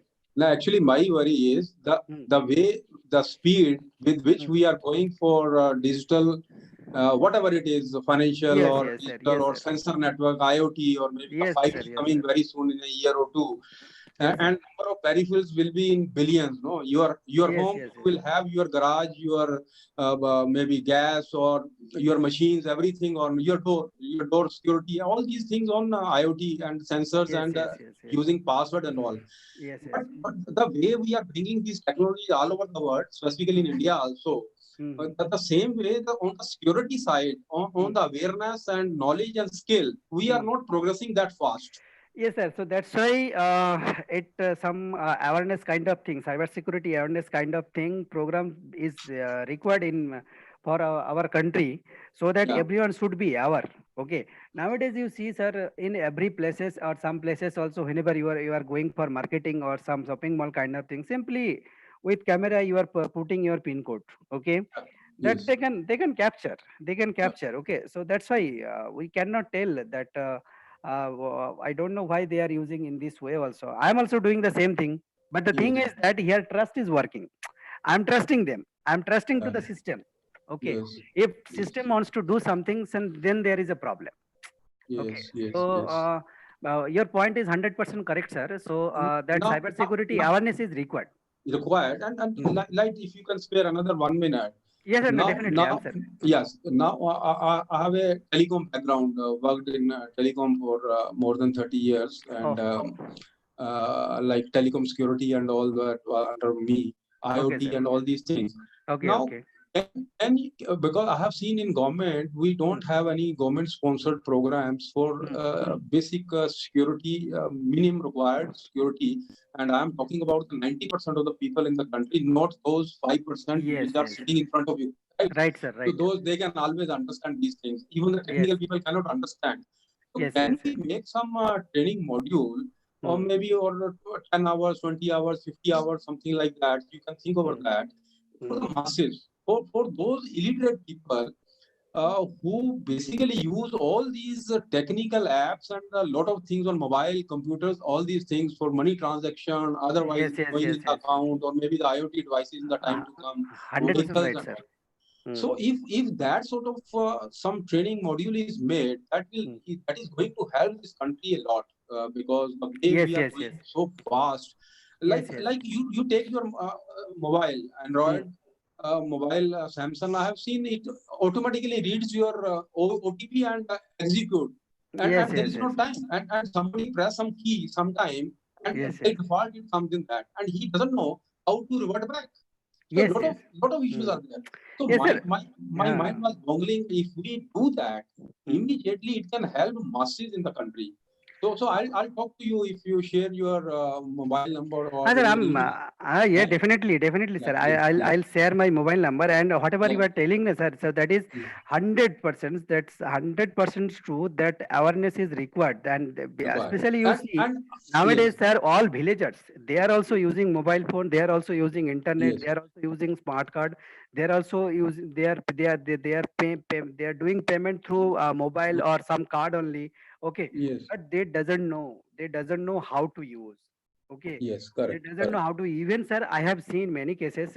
I'm telling you, what they Yes, will do as per the password. What they will write the password. I'm telling you, simply they will write their password, the mobile number. Why right, not? Because right. he will he or she will try. It is very easy for them that Mm. remembering the mobile number. So in that cases, it's very easy to hack. It's very easy to Yeah, hack his or her system. So definitely in India, as per the literacy, it's very important the cyber security awareness. Okay, yeah, sir. Actually, we can have a conversations later with you. yeah, So if yes, some chances are there, if possibilities is there, then we can make some collaborations and we can do something for the yes, country so that yeah. some cybersecurity awareness kind of I- programs we can carry out. If we make some training program, I'll take it to the Yes, government to be yes, yes. implemented at a larger scale. That is Yes, yes, possible. yes, yes. Yeah, That's for yes, every state kind of things, and it is very yes, important, sir. Because yes, okay, yes, somewhere now it's nowadays like this. This is the one kind of cybersecurity awareness kind of things is there. I have yes, yes, given some others expert talk in some others yes, universities also, but it is not yes. the actual solution. That solution No, should be it should be mandatory and it should be very for the hit at all the ground. even some villagers also should know. Yes, Okay, yes, in their own correct. language, suppose either Yes, yes, Hindi, English, or yes, something that in their own language we have to explain. yes, yes, Otherwise, yes, that in future that yes. we will face several problems. Yes. So this So is the thing. I was heading this telecom training center in Ghaziabad also Okay, sir. before recently retired. So I'll Mm. get you connected with those people that are doing very good work on security, telecom security, and all that. Oh, great. And in collaboration with those people, you can develop something, and that something good can be done for this country. Sir. So later, sir, Yes. I'll share to that host that they will Yeah. share my contact with you. So, Yeah. Right. later we'll Right. speak and later Right. we can Okay. plan Thank you. something that we can Okay. do for the country. Okay. Okay. Thank Thank you you. so much, sir. Thank you. Thank you. Thank you. Thank you. Excuse me, sir. Yes, yes, madam. Sir, two more questions from Oh, participants. okay, okay. Uh, then after that, we'll conclude here. Okay, okay. Sir, are you comfortable in explaining Avispa tool? Because someone is asking about Avispa tool. Mm.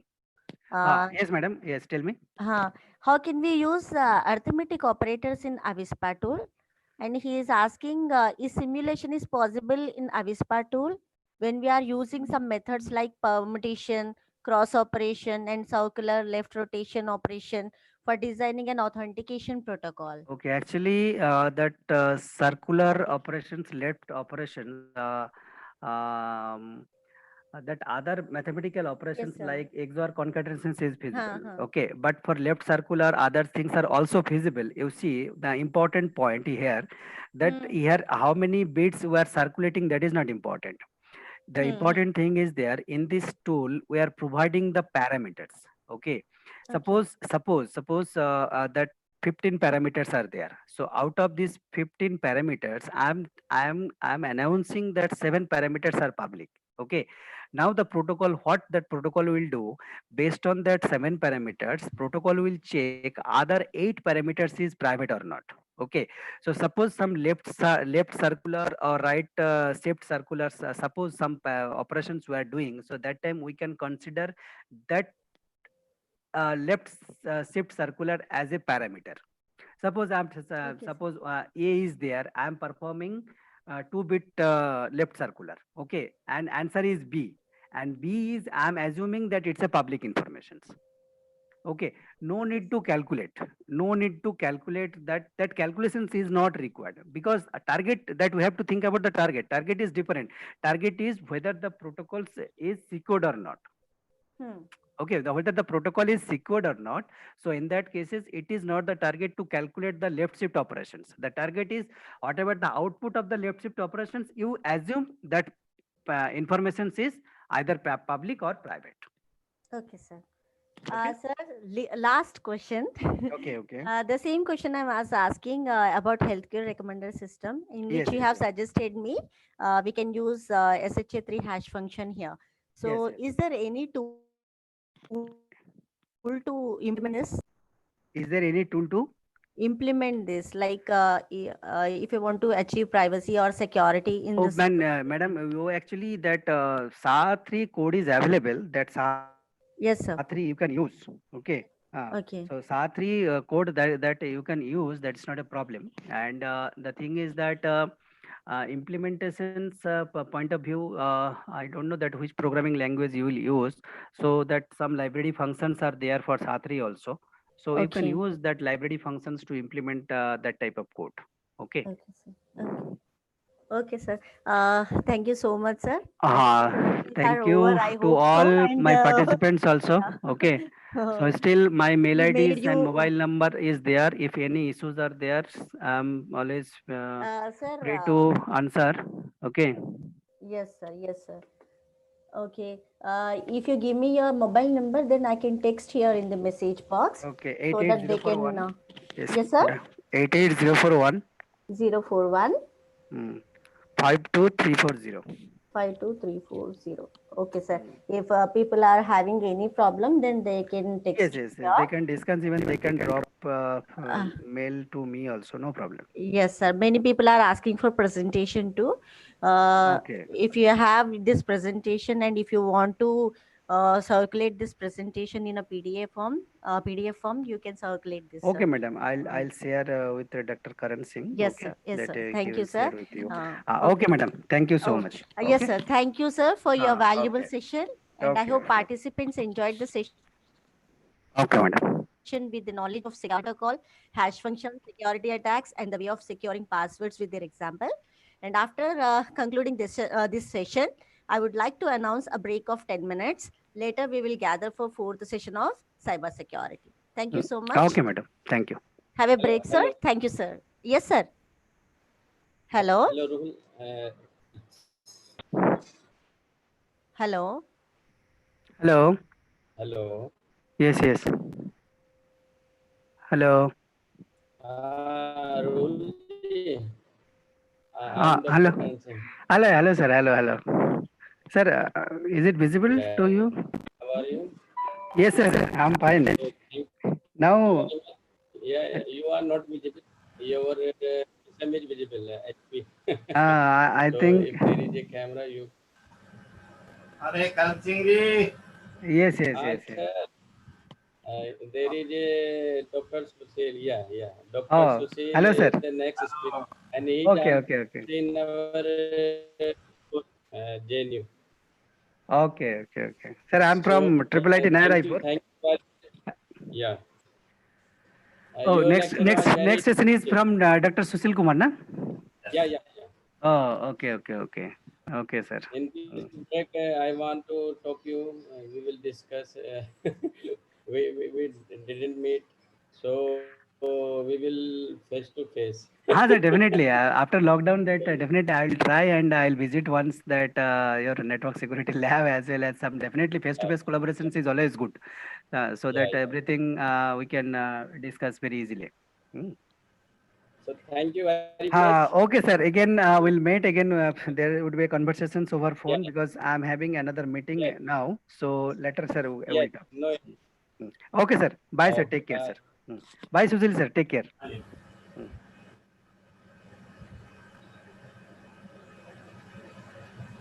हाँ सुशील sir हाँ अभी 10 minute बाद होगा start कोई बात नहीं अपने duty दे रखी है तो सर आज नेटवर्क ठीक है सुशील सर गुड मॉर्निंग हाँ गुड मॉर्निंग नेटवर्क ठीक है बच्चा है आज तो फिर देखते हैं लाइव चलेगा और क्या बादल तो कभी भी आ सकते हैं हाँ बीच बीच में कभी भी ऐसा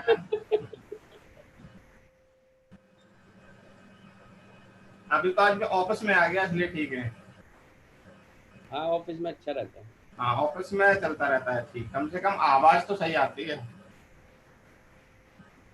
यहाँ तो 4 मोबाइल है चारों का नेट जा रहा है बार बार हाँ घर पे मेरे भी ये प्रॉब्लम थी तो मैं ऑफिस में भाग गया चलिए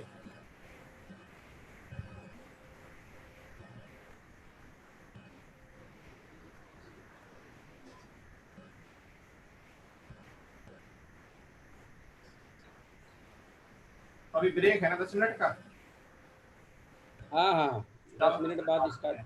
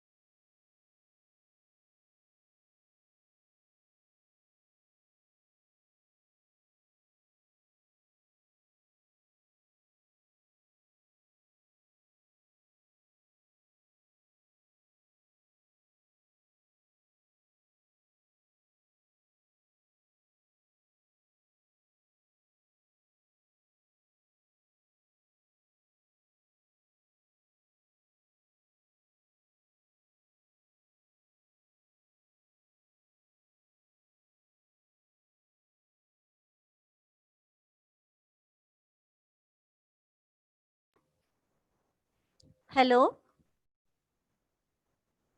Hello, Sushil sir.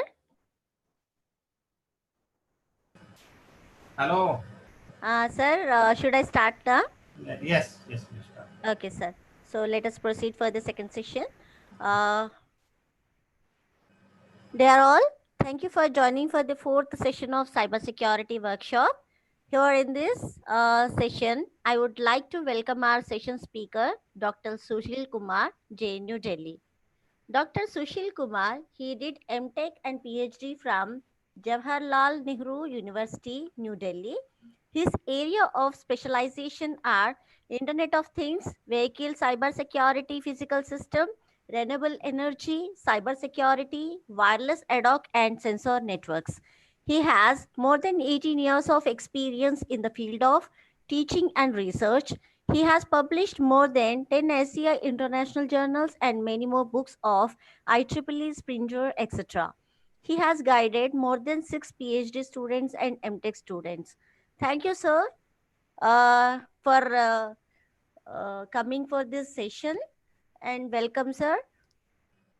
Okay, Lata, well, thank you for inviting me to deliver lectures on open tools. So today, basically, I am going to discuss about basically NS3 and how you will use NS3 to implement the security framework is known as Trust Evaluation for Lightweight Security. Okay, I'll share the slide.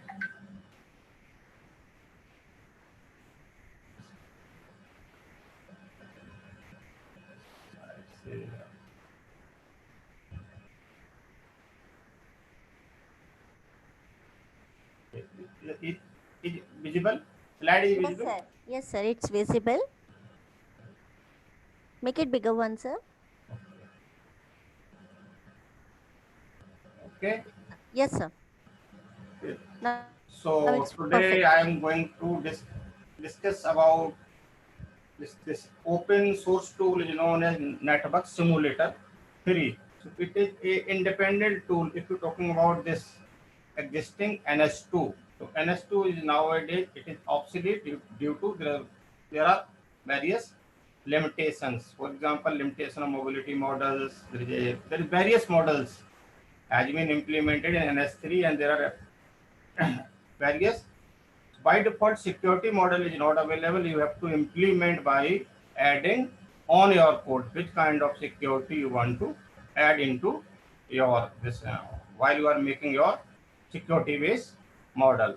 So today I am going to discuss basically how to implement trust of a node, you can say that, and trust of a whole networks by using trust evaluation for lightweight security using NS3. Basically this has for the IoT. Basically it is a sensor enabled IoT networks.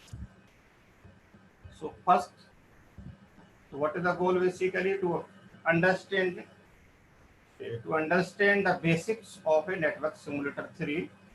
Then we'll discuss some example hands-on experience with the NS3 and how to write your simplest network code in NS3. Then we will discuss how to implement this trust evaluation framework using NS3. And also it's point out some important points about how to implement the routing frameworks using NS3.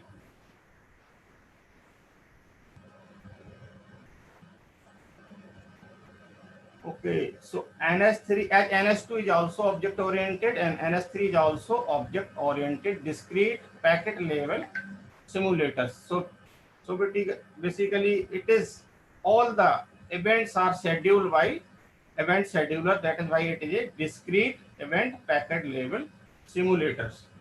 So it used for simulate the real time network traffic and topology for the analysis.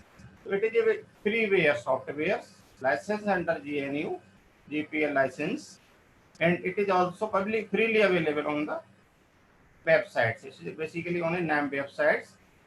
And for the simulation purpose, NS3 uses C++ programming language. Python is optional language is also available supported by the NS3. You can basically import all C++ classes by using Python language, so that you can build on your model using Python language by importing these classes. And the NS3 mainly supported for the Linux, also for the Apple-based OS X and FreeSD.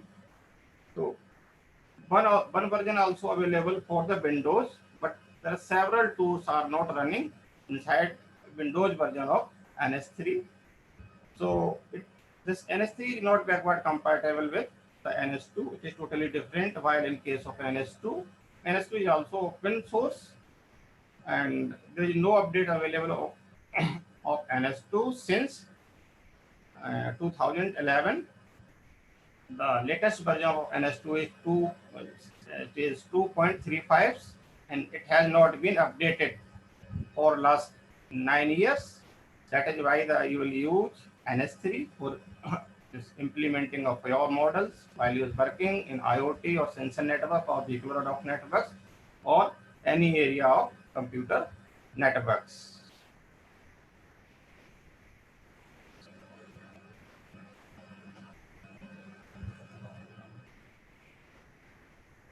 If you see the broad view of this NS3, you can see the architecture of NS3. You will find that you go to the directory, the models, in the course, software toolkits, everything, these are implemented in totally in C++. Then also you will find C++ applications are available that basically access these models and code. Some examples are available, or you can make your C++ applications to simulate your models by using these core and models and STL classes. Also, the Python wrapper class is also available. These basically imports these C++ core modules in the same way as C++ application uses, and you develop your Python applications for modeling of your IoT based or sensor based or Banet based models. So simulation core and models are implemented in C++. Everything is C++. So if you are expert with the C++, whole things you can do in C++, leave the Pythons. If you know the Python language, don't worry about the C++.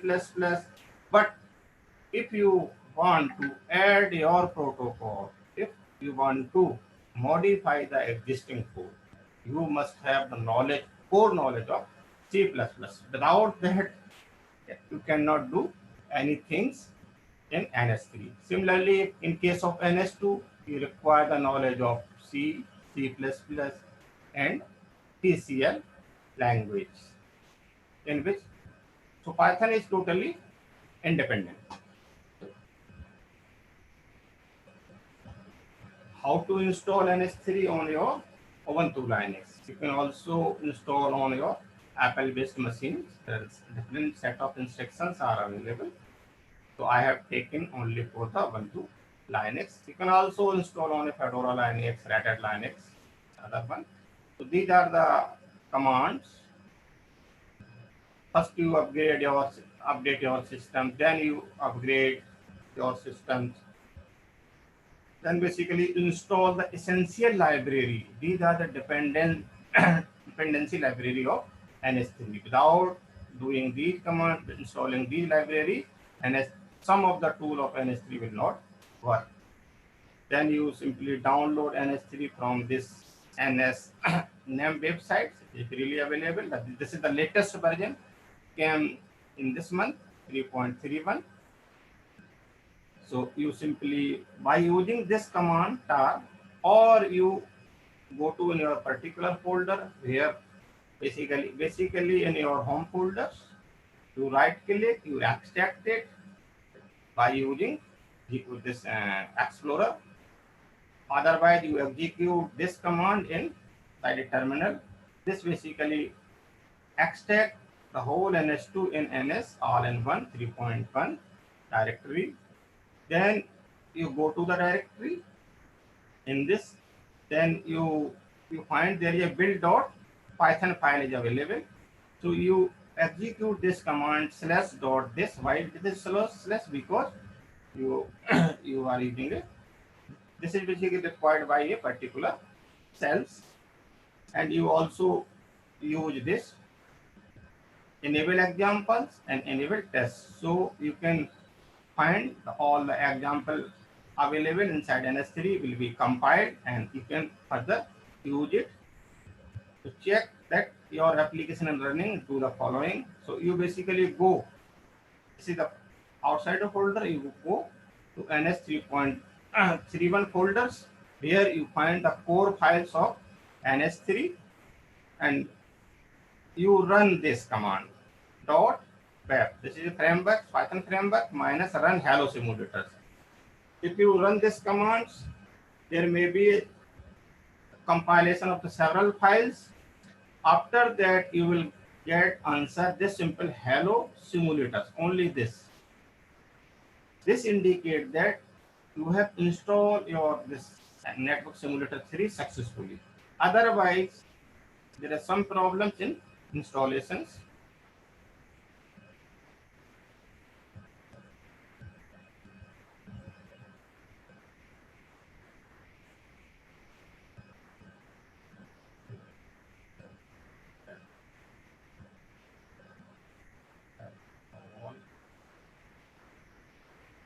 If you see the core concept and abstractions of the NS3, you will find that basically before building your this NS3 scripts, you know the core concept. Without that, you cannot directly build.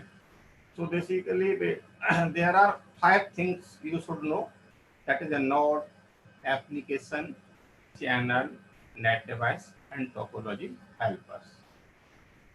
So node basically, these are simply, you can say it is a computer kind of thing that is connected to a networks.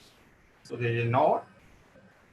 So when node classes are there, when you create these nodes by using some commands, so it is totally just like a blank computers, in which you have to install, for example, install the net devices. Net devices, just you can say that it is equivalent to the this your network interface card, NIC cards. And there is channels. This is physical channels, whether it is a point-to-point channel or CSMA channels or their Wi-Fi channels. So physical channels you have to create. Then these channels and these net devices you have to basically connect by installing it. And then who will basically generate the data? So you need to install the applications. So everything these have to install on this node. Otherwise, node will not functions without installing these devices and applications. And topology helper classes basically used to arrange these. If you, for example, have 100 node, how many connections you have? There are many connections are there. Okay, many net devices are there. One computer has 1 net devices, other computer has 5 devices. If you connect a computer to 5 channels, so how to rearrange the entire thing? So topology helper, these are the classes help you basically arrange these all kind of complicated things. If you see the high level node architectures, you can see that okay, there are applications just like a computers. You will find that there is a protocol stacks, for example, TCP, UDP, IP, all the protocol need to install, and the net devices equivalent to network interfaces. And these net devices are basically uses physical channels for transmitting data from node 1 to node 2. Let us see one by one.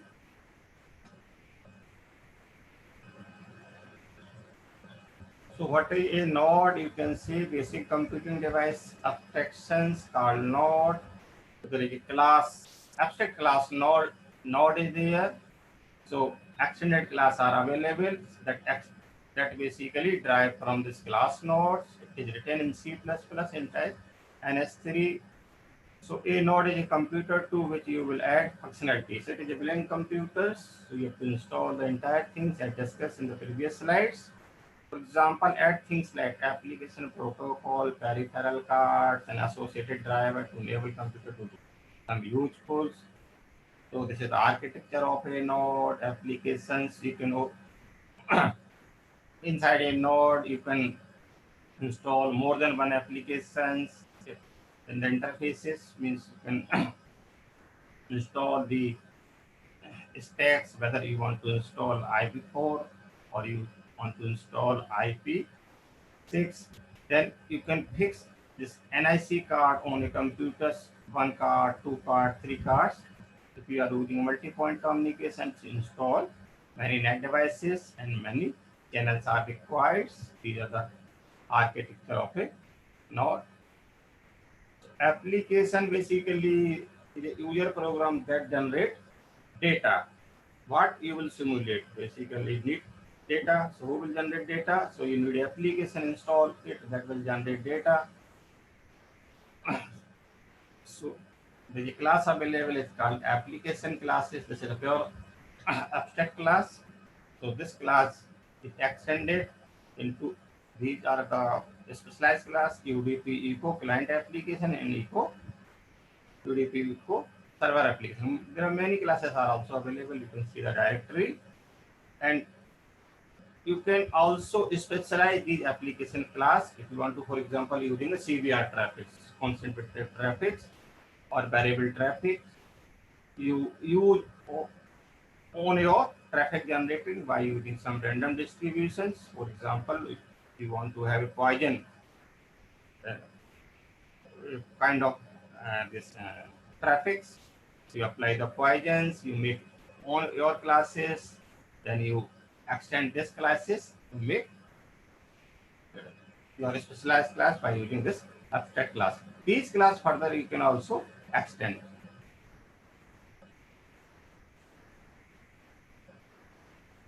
So channel basically that is a communication medium which flow data. Data is generated by the applications that flowing by the channels that connected to the net device. So there is a class available that is known a class a abstract class, is class channels. These further are specialized as CSMA channel, point-to-point channel, Wi-Fi channels. These are the 3 classes. You can make many more classes. For example, you are working on a channel model of a sensor network. For example, shadowing, fading channel model or interference aware channel models or adaptive power adaptive channel models. Then you have to modify these classes. So you take this class abstract channel classes, you modify it according to your model. So net device is equivalent to network interface card as we have discussed. So basically abstraction cover both the software driver and simulated hardware. So both things come into net devices. A net device is installed in a node in order to enable the node to communicate basically. And this node may be connected to more than one channel via multiple devices for a multi-point communication kind of things. So this NS3 class is available as a net devices classes. These are the further CSMA point-to-point, the other specialized classes.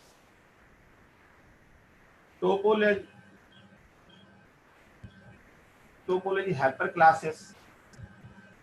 So these are the classes which basically help to arrange connection between nodes, net devices, and channels. The various, since it is not a single node, not a single net devices, not a single channels. Inside, while you are simulating your models, you have a 1,000 of nodes, 1,000 of connections, 1,000 of net devices. Everything is arranged by the topology helper classes. So this topology helper makes this easy as possible. Since connecting net devices to the node, net devices to the channel, assigning IP address, everything, these are the common tasks in NS3. Everything is handled by the topology alpha classes.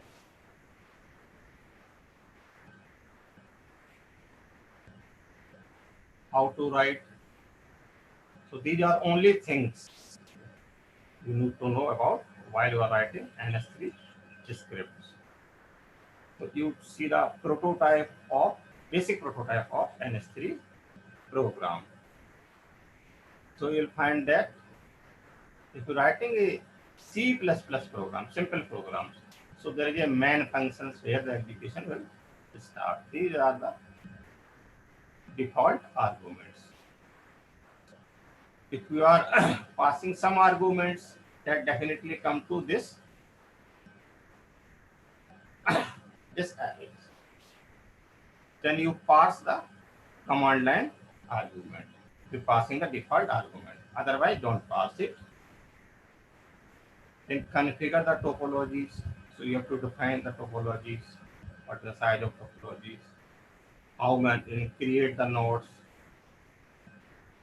create the channels to connect the different nodes, create the devices, and how, if you are implementing some kind of a mobile ad hoc networks, or you can say that vehicular ad hoc network, then you need to introduce the mobility models, which kind of mobility model the node will use.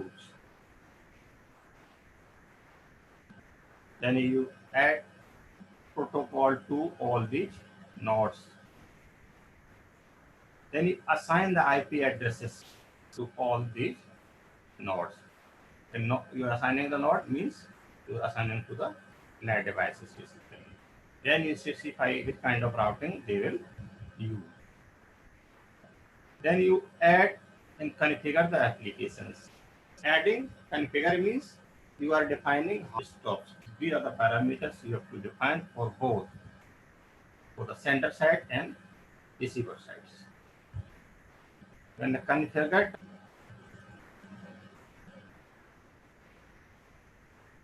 so here I'll discuss a smallest program, that is the client server example. So smallest networks. So if you talking about the smallest network, smallest means you need two devices, and that you have to connect by some kind of communication mediums. So here we'll use point-to-point communication. Other kind of communications channels are also available. For example, CSMA. Then we will use CSMA. Then we want to add more than one node. So I'm talking about the computer networks of two nodes of point-to-point line is enough. So before writing, you have to include some header file. These are the header file in which the core module is written, core of the simulators basically. Network model implemented in this network module file, for example, is defining some kind of channels, for example. Internet modules are available, protocol suites, point-to-point. We are going to use the point-to-point channel modules. So channel model also available in the network modules. The point-to-point channel module is the extended class of the channel module is available in the network module.h file. Application modules in which this is the header file of the application module. For example, you do TCP, Eco Server, and Eco Clients. Then you can add many more your specialized files. You're writing your models. Here you have to give the path. Then you write this command so that you can remove the scope resolutions. You can use the functions of NS3 and don't require the scope resolutions to be using the name space.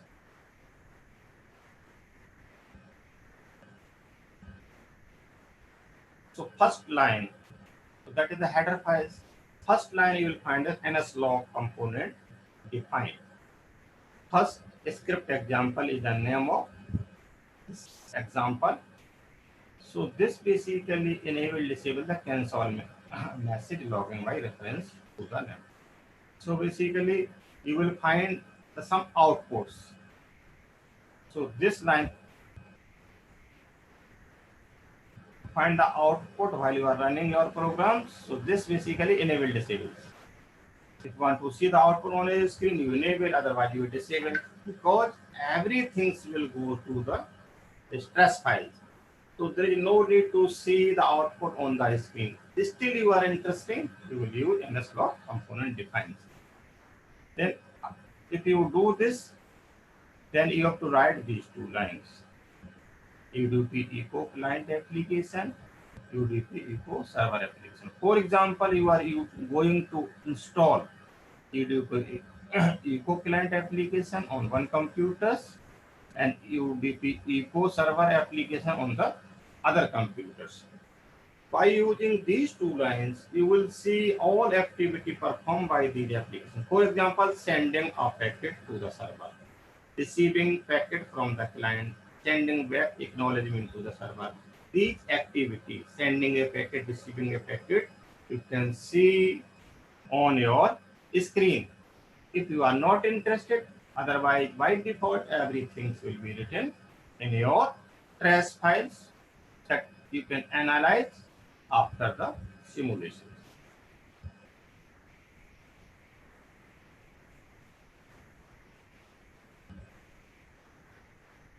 After that, so you have to define the entire topology of the networks. So you have first, before doing anything, you have to create node. Node basically the abstract computers that you have to point by node container classes. So node here we created. So basically I am going to connect these two nodes by using point-to-point line. So I am creating the smallest networks. That is why here written 2. So this will create 2 nodes. So the N0 and N1. This both will be created in the simulation environment.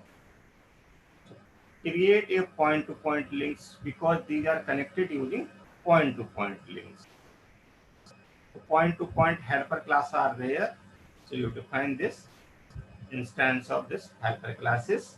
Then you define, this is the point-to-point links. So you have created this links. Still this is not connected to this computer N0 and N1. You have created, just like you have a cable, but you have not plugged to the both computers. So a separate command is required to plug the, this cable to for the computer to for further communications. So what is the speeds of this point-to-point line? What is the delay? Everything you have to define by setting the attribute. Simply set device attribute data rate. So 5 megabits per second is the data rate you have set. Then you define the delay 2 milliseconds. You can also define in the microseconds. Obviously, there will be some delays. Because there are some distance is there. Then you have to define net device container classes. Net device means you created a computer, then you install just like a NIC card, in which you install these point-to-point channels. So devices here, in which we install this point-to-point install node. So both the nodes are connected through point-to-point line, and it is going also connected net devices by using this command. Then you have set up the hardwares in a simulation or virtual environment. But there is no protocol. Without that, node will not work. So you separately install this internet stacks, for example, TCP, UDP, all the protocol will be installed by using this command, internet stack helper. So this is the instance of this classes. So you do this stack.install, you pass array of node here, which you want to install. So the protocol will be installed by using this functions for install. Then you configure the IP address IP address will be configured. For example, if you see this figure, here I am going to use, for example, 10.1.1.0. So this IP address will be written here. You can change this. We are using a different IP address, for example, 192.166.1.0. These are the subnet masks. These fields I am not going to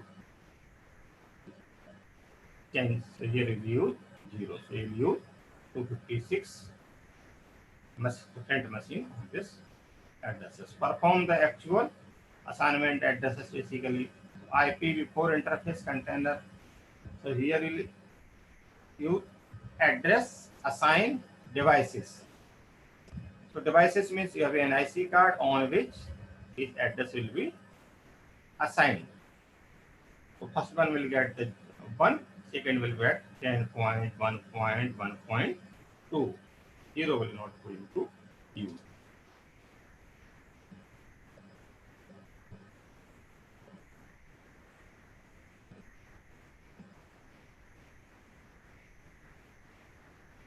So next, we have created the node. We have defined the entire topologies, net and this channels and this net devices.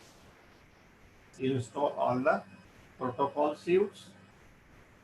Then who will generate the data? Who will receive the data to set up the applications? Example, in this example, we are going to set up UDP echo servers that will receive the packet generated by the clients.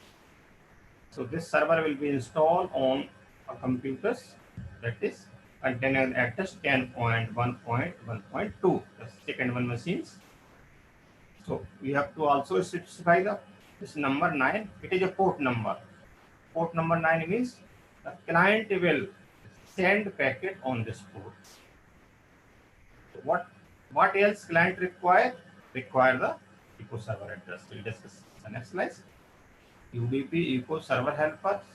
So this will create the echo server applications that is basically bind on 9. It will receive the entire things on port number 9. So echo server install get node 1. So there are 2 nodes, get 0 and 1. So it is going to install on node number 1. So address we have assigned, for example, IP address is 0.2. So application container classes, server apps, this everything is managed into this server application classes. When this application will start, so here we are going to specify the times, simulation times. So when you start the simulations, after expiry of 1 second, this server apps start generating the packets. So when server apps stops, it's going to stop after expiry the 10 simulation this unit times, or you can say directly 10 second time. Server is configured and also installed on computers containing an address 0.2, or you can say that it is N1 machines. So here we create client applications. So it is created by using UDP echo client helper classes, echo client interface.get address. We have interface classes. Get address 1. 1 means here you need address of a server. Which address? So hardware address, MAC address. This is the port number. So client is going to send a packet at this address. So it is the address of a server. Here 1 is written. If you write 0, this is the client address. And then write address is there and write the packets at port number 9, so that server can read all the packets on port number 9. Then you have to define the attributes, maximum packet. So here A1. So this application basically send only a single packets. If you want to send 100 packets, you write 100 packets. So what is the rate of a packet generated by the clients? So this is the interval. Here you will define 1. It will generate it 1 second, 1 packet per second. If you fasten is, you define here, for example, 0.01. So 100 packets will be generated by per second this client applications. If you generate 100 packets, if you define the size of this, then you will calculate the bandwidth. How many packets or what amount of data will be generated in terms of bytes. So it is a 102 bytes. Then you will see what is the capacity, link capacity. Link capacity is 5 megabits per second. If you generated packets more than 5 megabits per second here, then the packet will be dropped. So you carefully choose this interval while you are simulating your models. Then you install these client applications on a computer. For example, I am going to install here on node 0. At node 1, server is already installed.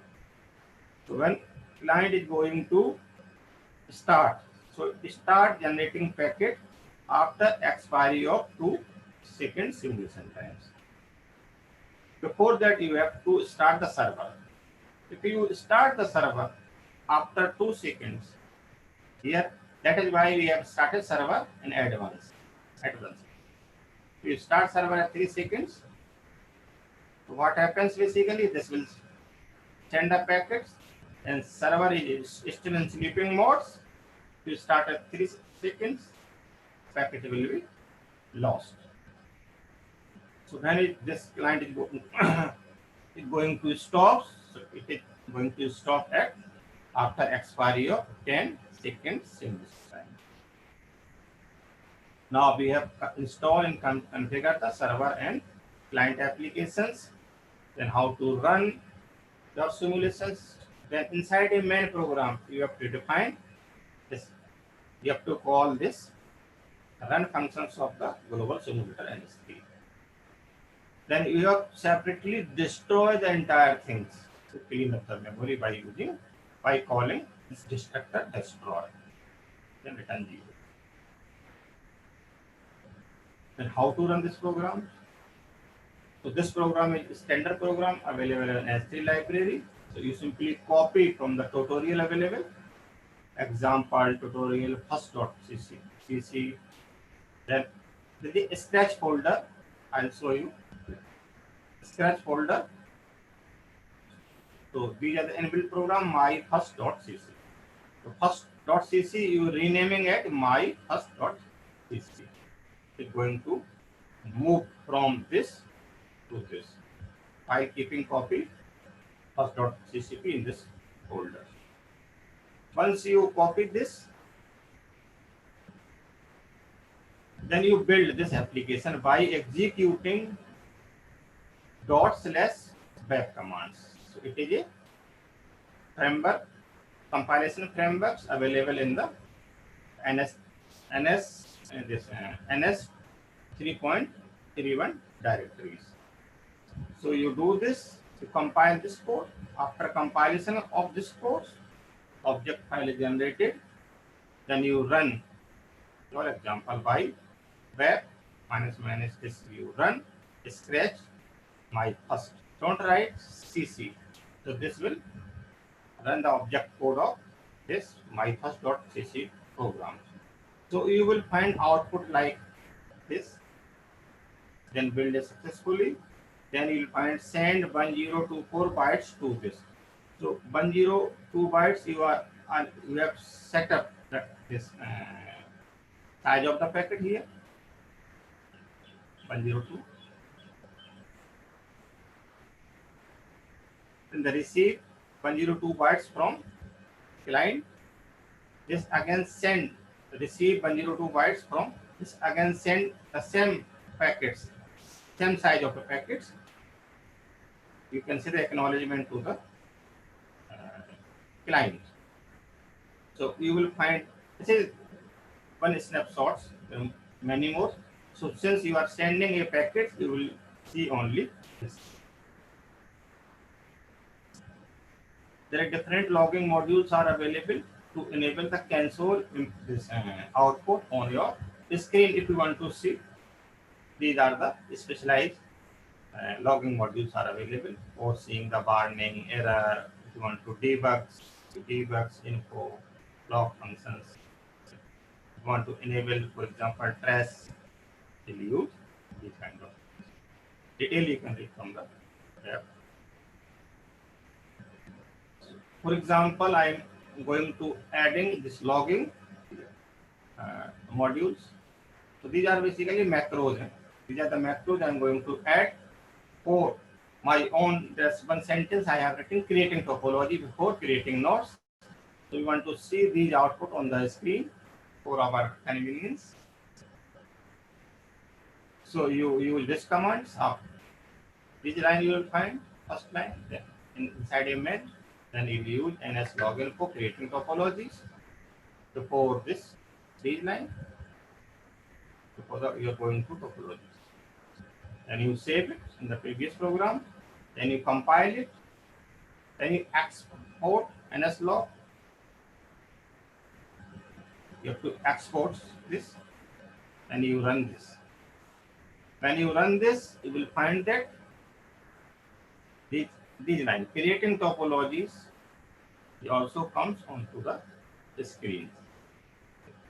If you want to save this, otherwise no need of doing the kind of things.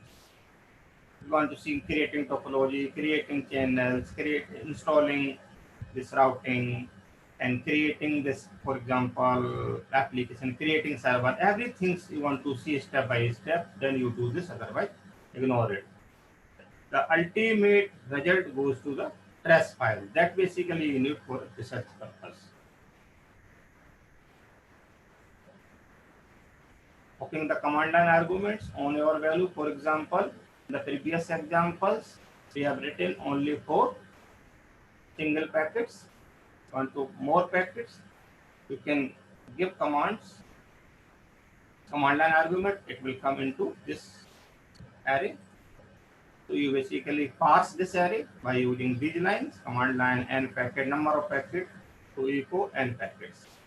So number of packets you are going to supply by using default argument, that will come to in n packets. Then there is a line set number of packets inside where you are creating client applications. So here we will use n packet in terms of in place of 1. See this. Where is the packet? This is the max packet. So here in place of 1 you use variable. How many packets you are willing to send. You can also set the rate. And packets. Then you run by using this command. First you compile it, then you run scratch my first minus n packets equal to 2. This program will send 2 packets. This is 100. This program will send 100 packets. So there is no trace file in your programs. So the entire result will not go anywhere. So for your research purpose, you use trace. NS3 will support 2 kind of tracings, ASCII tracing, that is equivalent to the NS2 tracing, and the new tracing is known as PCAP tracing, straightforward tracing. This is more complex tracing, ASCII tracing. First we discuss what the ASCII tracing. Add some ASCII tracing output to our first program, myfirst.ccc. So before this run commands, here the program will end. You have to add ASCII trace hierarchical classes, ASCII, then point to point enable ASCII all. So ASCII create file stream myfirst.pr. So this is trace file in which all the result will go into this file. So basically you are going to monitor what happening inside the channel only, not inside a node. Node क्या कर रहा है वो आपको पता नहीं चलेगा, since you are enabling this inside a channel. So what is the delay? How many packets are sending? Everything will be written into my first.tr. It is tracing of a channels, not a computer. Want to add your computers, you do the same for computers. So you will find this kind of a file. You open the trace file. Plus you will find somewhere you find the minus, somewhere D, R, S. What is the meaning of plus?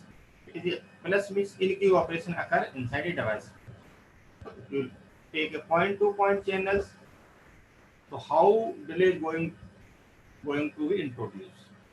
For sending the packets, so basically this point-to-point channels keeps the packet for, you specify the times, for example 2 milliseconds. It keeps the packet for 2 milliseconds. So there is a separate queue inside point-to-point channels. So queue operation is there.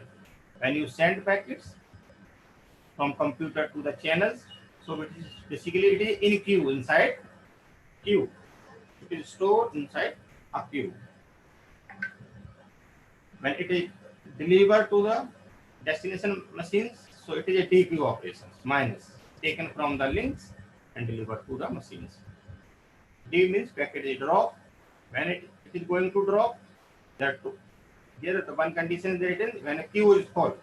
When the queue is full, and you are generating the number of packets, that is X size of whole stick, this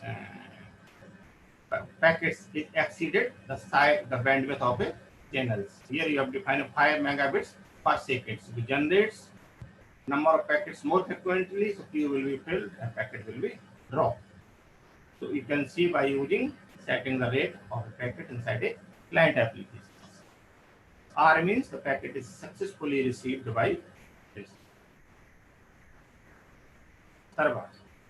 So C plus 2 a simulation times. So not 0, it is senders. If I NS3 point-to-point line you are going to use, so it is IP4 header. There is some offset fields, the protocol, the offset ID. You will find these parameters. Length of a header. So this is the client address. Sending packet from client to, this is server address to server. So this is UDP header length. This 49135. This is basically port of a client. By default, it is created port. This port, or this is the port of a server. Where the server send, so this port is automatically goes to the server. But client needs, where client will send the packets. First, client initiate the communications. So where sends, that is why the client needs the port server address that you have to specify. Here in this example, we specify 9. Okay. This is a payload size. 10 to 4 is the size of the packets. Other side, the receiver receives this packets at the simulation time 2.25 milliseconds. Why it is sending at 2 seconds, it is receiving this because you have already introduced delay inside a links 2.25. So that is why it is delaying. These are the same fields. Here you will find this packet from 1 to 2. This is the port address, this is the server address. These are the same field. You will find this kind of structure inside trace files. This is a one entry. If you are sending 1000 packets, you will find 1000 entry. Somewhere you will find drop, somewhere you find R, somewhere find you receipts. There are many more entries. So how you are going to analyze? So you have to write a separate MATLAB programs or C programs to analyze the trace files. Size of trace file is very large. All the communication. So here I am talking about, this is a single point-to-point channel between two computers. Then you have a 500 computers. So these are connected. How many connections are there? How many entries? How many packets? So you'll find, okay, trace file is a very, very large. Manually, you cannot analyze the test files. Okay. For example, you are going to calculate the packet delivery ratio, how many packets successfully delivers. So you will find okay, how many packets sent by senders, and you will see R. You will see R for if you are going to analyze the packet delivery ratio of a particular channels. So you find this R. So you will count where R appears, and address is this from 10.1.1.1 to 10.2. These field also. So this basically going to indicate that you are sending from one computer to second computer. There are many more computers are there. You will see this. Then you find the number of hours, means it is successfully received. So you divide R by S. So you get packet deliver this. PCAP trackings, there is add a single line in your files. Before run, this is point-to-point enable PCAP all. So every communication of this channel will be written to my first.pcap file. So if you see the directory, you will find my first 00 pcap, my first 10 pcaps, okay, which are pcap trace for node 0 devices and node 1 devices. So there are two different node devices. You will find individual files. First file you will see entry like that. So you have to analyze the entry by sending. This is simulation time sending from computer 1. This is the port address of a client. By default, it will be taken by the machines. You have to define this by separately. 0.9 is a server port address, but the entire IP address belongs with the port address. You are sending this 102 port size of the packets. Similarly, you find the second entry, reply back. This is for the second. This is for the first N1, this is for the N0.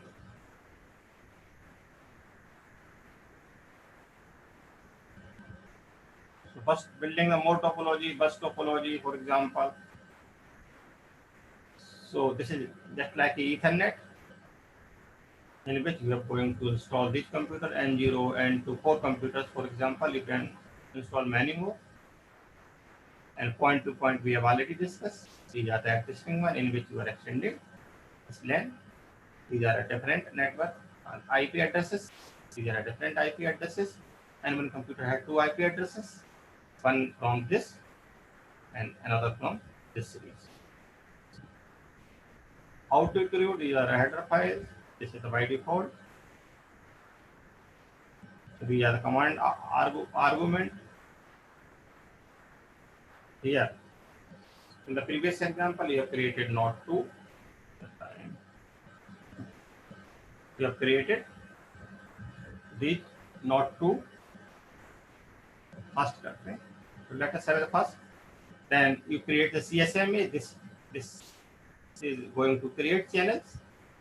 Let's see. First, you create these 4 nodes. So you have to create these 3 nodes. 2 nodes is already created here. So these node is common between this networks, also this networks. So it is inter-networking. It is common. So you have created. So one node you have taken from here. For example, this is 0, you 1. So this one node is appended to CSMA node. This is the first one node of the CSMA. Then you create additional node and CSMAs. So these 3 nodes is going to create it and CSMA nodes. Then you create the point-to-point links as created in the earlier example. You connect this by using this. Then you have to create this thing. These one. Okay. CSMA channels. Set the attributes 100 megabits per second because more numbers of our computer attached to it. That is why you need more bandwidth. So delay is very less. Take the less delay, otherwise packet will be lost because more number computers are writing on this channels. So it is shared channels. So CSMA channels. You will install CSMA channels on these 4 computers. Then you install these protocol stacks. Then you define the IP addresses for both these computers and for these 4 computers separately. So this 10.1.1 series and 10.1.2 series is going to install on a CSMA. After that, you install the server application. Server I am going to install. The last one computer N4 and client I am going to install on this. So this basically packet flow from here to point-to-point channel. From here it goes to the CSMA channel. From CSMA it basically finally delivered to the N4. So we create this UDP server as created earlier, port number 9. You are going to install CSMA, get NCSMA. Here a number. This is the last computers of a CSMA. These are the start times. So these are the, so here you are going to basically creating this client applications and going to install on node 0 of the point to point. These are time, when to start, when to stop, this client application generating packets. Since it is an inter-network routing, that is why you need to configure the routing. In the previous example, you will not find this additional commands. IP4 global routing helpers, you populate routing tables. You since you are dealing to different kind of this IP addresses series. That is why your routing table is required. Then point to point enable caps. So you enable the trace where the result goes. So I am going to pick up for this one devices because CSMA one device is connected to both point to point and CSMA channels. So this command is basically run the entire simulation. And how to run?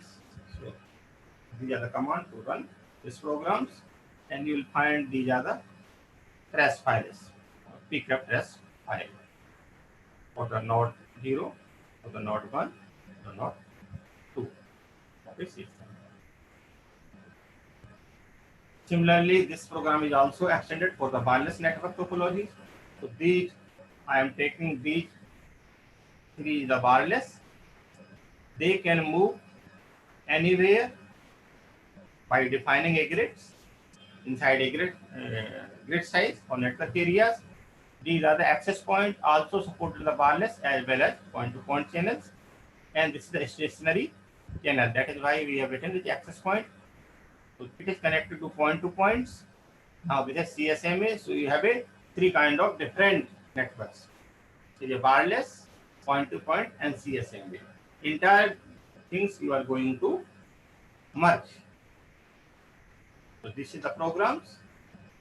So up to here, it is a CSMA and point-to-point as discussed earlier. So this one section, this basically going to configure the physical channels. So I am using the inbuilt AANS Wi-Fi channels. You require, then you create the channels. Then you need station managers, basically which kind of rate control you are going to use. Rate control you require number of frames to be generated. So ARF Wi-Fi manager we are going to use inbuilt. So what is the SSID? So here we will say SSID of your this Wi-Fi networks. Then you install the entire things here. The physical channels, MAC layers, and SSID on Wi-Fi nodes. So Wi-Fi node is created, node container. Wi-Fi station here I am going to create. So here the Wi-Fi node is created. And this command basically install the physical channels, the MAC channels, and rate controls, and all on these things on a Wi-Fi SDA nodes. After that, you set the SSID. Then you create net device containers AP because this access point is a stationary nodes. So you need to configure it separately. So Wi-Fi install physical MAC and Wi-Fi AP nodes. So here I am going to install all these things, physical channels, MAC channels on Wi-Fi AP node. Now you define the mobility models. So 3 nodes are mobile.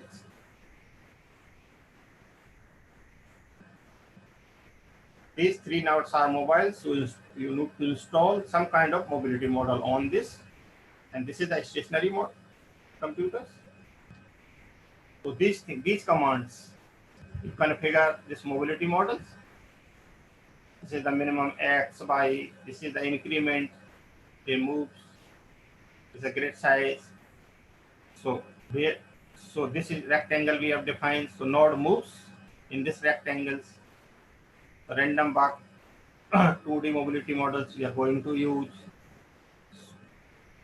Then Wi-Fi, install this mobility model on Wi-Fi STA nodes. Then you separately configure the access points in which you use constant position mobility model. So this constant means a node is stationary. It is a Wi-Fi, but it is stationary. So you install on this Wi-Fi AP nodes. Then the same commands you install the protocol on CSMA, Wi-Fi, and point-to-point nodes. Then these commands basically going to configure the IP addresses of three different kind of networks: CSMA, point-to-point, and Wi-Fi. Then where you will install client and server. Client is going to install N5, server is going to install on this, or you install in the reverse way. Data will be generated.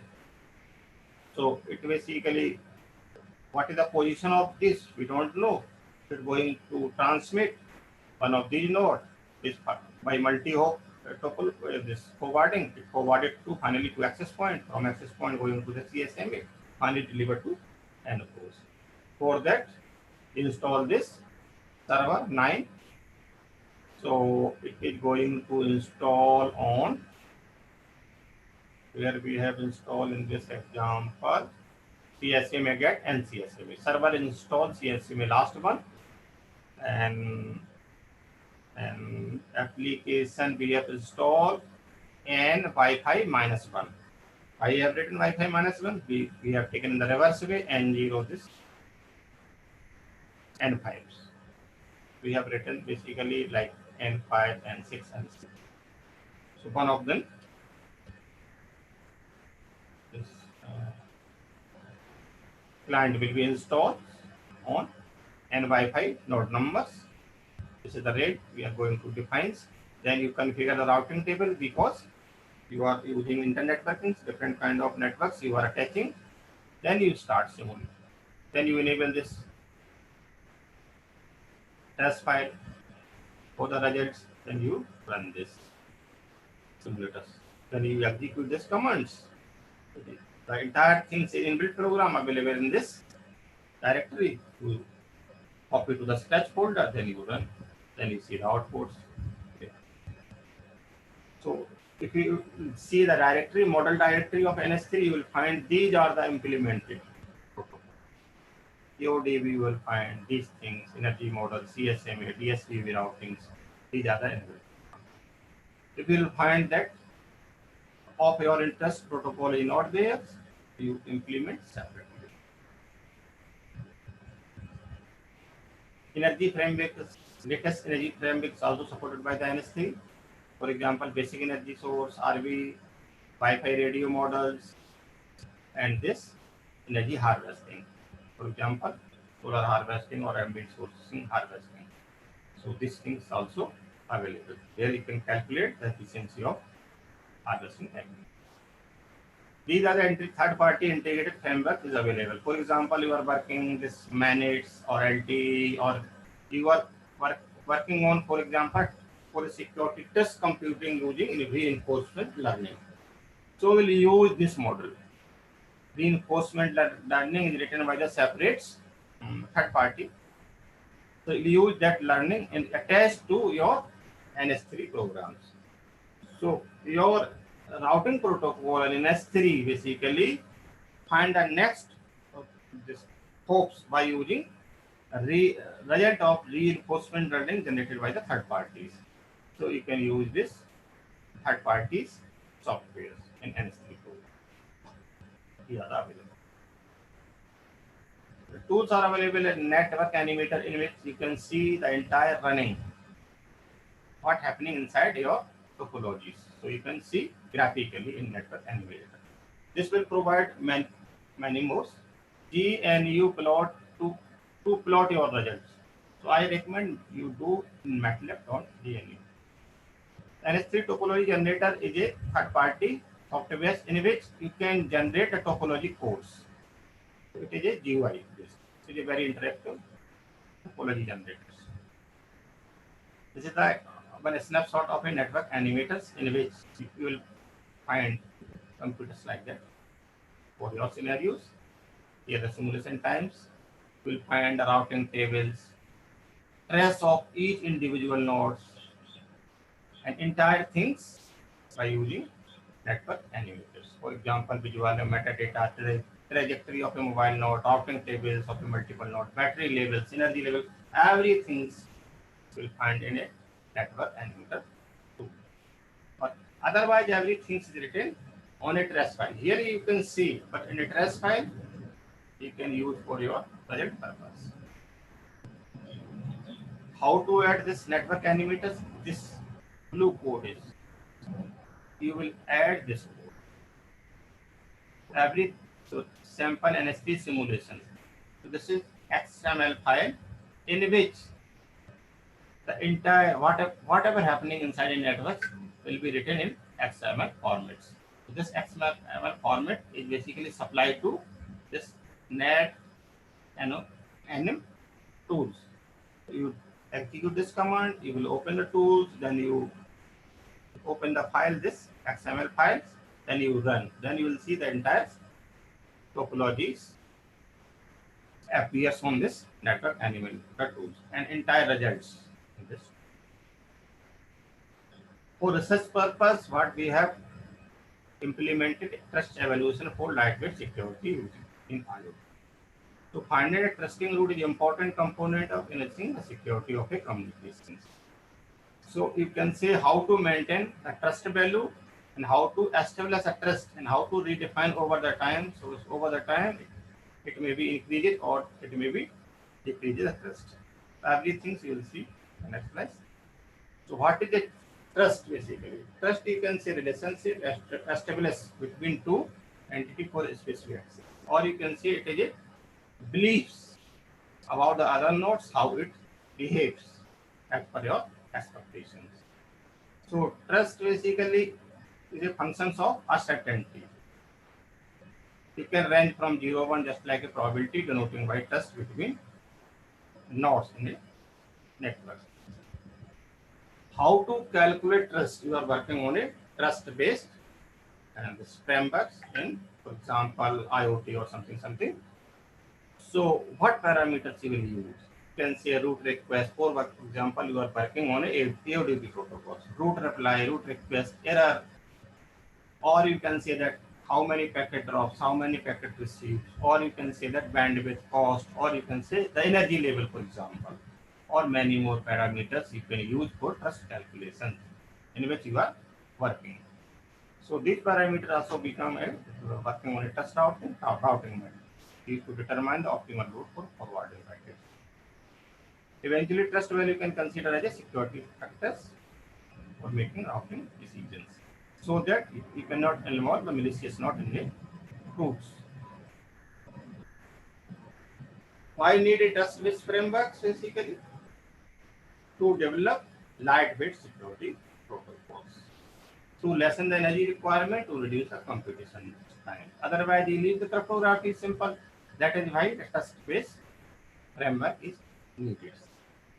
So my student, the PhD student Rinki Rani, work on this area, trust evaluation for lightweight security and sensor-enabled Internet of Things.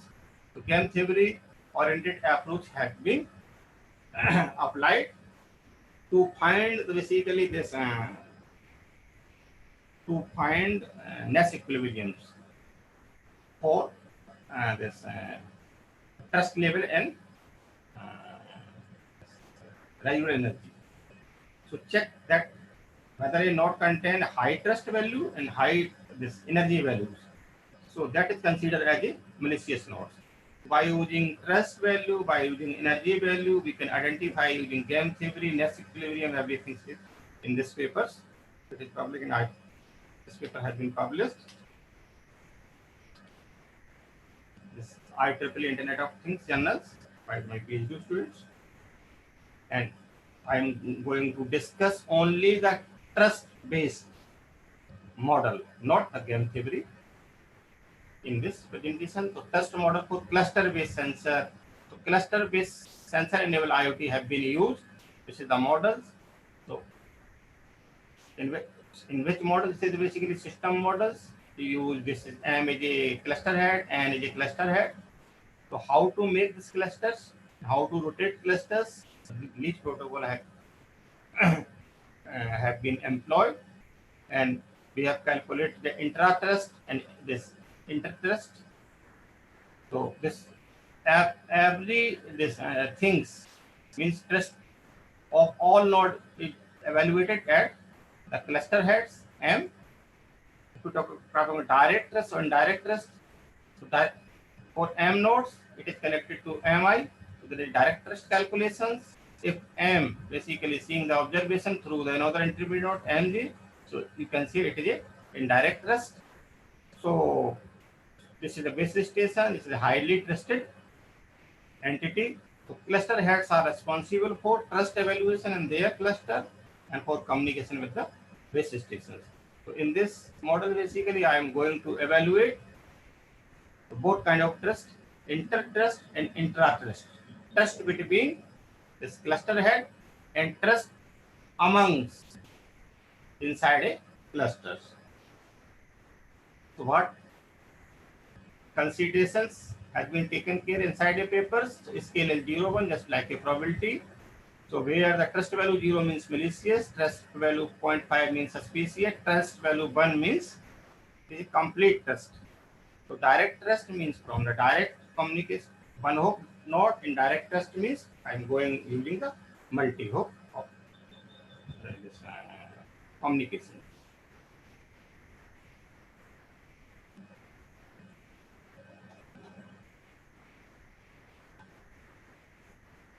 So these metrics have been used for calculating the trust. So trust, for example, this M is going to calculate trust of a MI node, MI at time t. So what is the trust in the previous round? Okay. What is the trust in the current round? We have seen. So direct trust, that is the indirect trust. The trust available at the M, MIT. These are alpha and beta. These are the weight factors. Depending on the weightage, whether you are giving weightage to direct trust or whether you are giving to indirect trust. So this indirect trust basically calculate indirect trust at available MJ by using the third nodes, and these are the number of neighbors. 5 minus 1 because you are going to exclude MI trust of this and calculate that observation of MI with respect to the all other members available inside this trust. So higher trust value means represent MI is more trustworthy as compared to the other node with a lower trust value. So direct trust basically, so it is a combination of direct trust and indirect trust. So direct trust, how to calculate direct trust? So PW and NW is going to use, these are the dynamically changed. By using this, we can decide trust value. So previous trust value of the previous round, initially all nodes have the equal trust value. So these are going to update according to this PW and NW matrices. Okay. So PW represent information of a positive as well as well-behaved activity, and NW represented the malicious and mischievous activities. So how to calculate PW? That is not equal to NW by delta E upon Emax. Delta E is the residual energy of a sensor or node. Emax is the maximum energy. So by using this, you can calculate PW. Note, it's an important point. Note, if a node participates in a network activity, the value of weight factor of a node decreases. If you are not going to participate, it means node is saving the energy. Weight factor is going to decrease, otherwise increases, which help to detect the selfish node. Therefore, delta E upon max less than threshold is considered as a PW, otherwise NW. So this dynamically going to updates. Okay. So this is the behavior of a same nodes. If it behaves maliciously, so trust value will be decreasing. Otherwise, trust value will be increases. So dynamically, it will be decreasing, increasing depending on the energy value. So single matrix has been considered. Indirect trust. Similarly, we can calculate indirect trust. Intra-cluster trust values, and that is the intra-cluster. This is intra-cluster. So intra-cluster means trust between different clusters. Going so M and R, the cluster head of a different. So this is the trust of M and this is the intra-cluster trust of a node NJ. So you multiply this, you will get intra-cluster trust evolution. This formula is going to use to calculate trust between different cluster head of a different clusters. So NS3 implementation, if you want to see the codes is here. Order application not ready, not open. That is in the bug.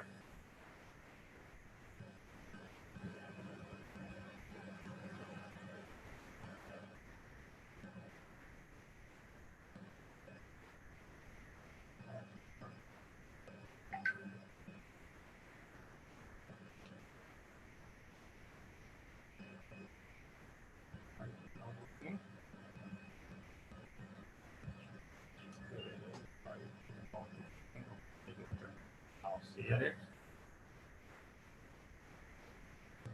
Share the code with the code.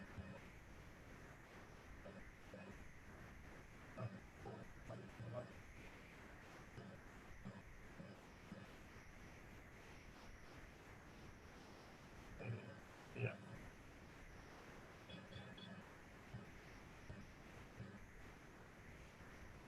So this is the code. Code is visible. So you'll find here. This is the file. Excuse me, sir. Make it Code is more visible. bigger, Hello? sir. Sir, please increase the screen size. Okay. Now it is visible. Yes, sir. You can make it zoom. Okay. So number of cluster I have taken 5. For example, number of node 40. All node have equal energy. For example, 1 millijoule. Distance is this. Energy. Equal energy means one energy. Total initial energy 10 millijoules. Energy is going for send a packets is this 50 10 to the power minus 6. These are send and receive energy we have to define here. Trust value, all the node at the beginning we have considered as a trusted party, trusted node. So malicious node we are going to use number of malicious node 4.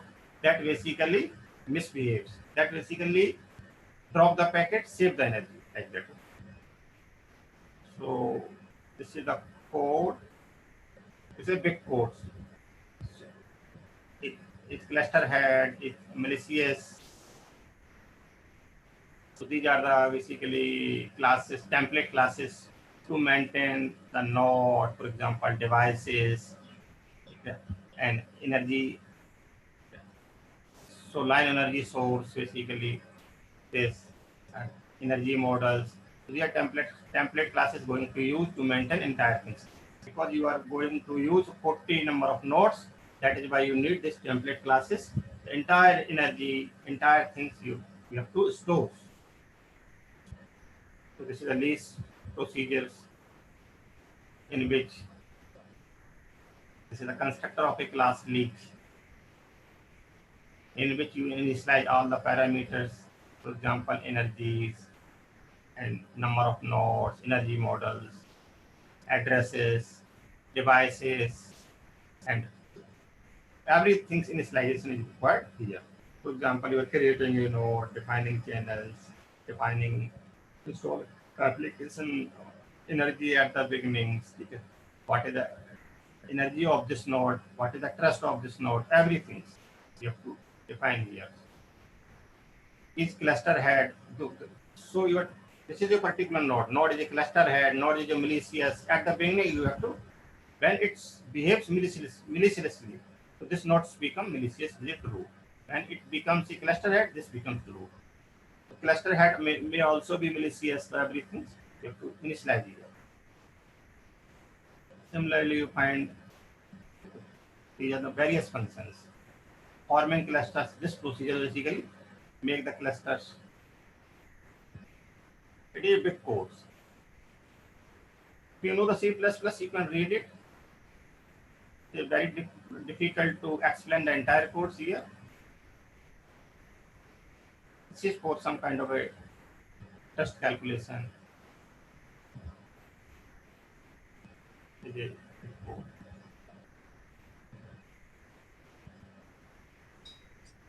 So this module update the energy of a node after sending packets. So this is this energy, for example.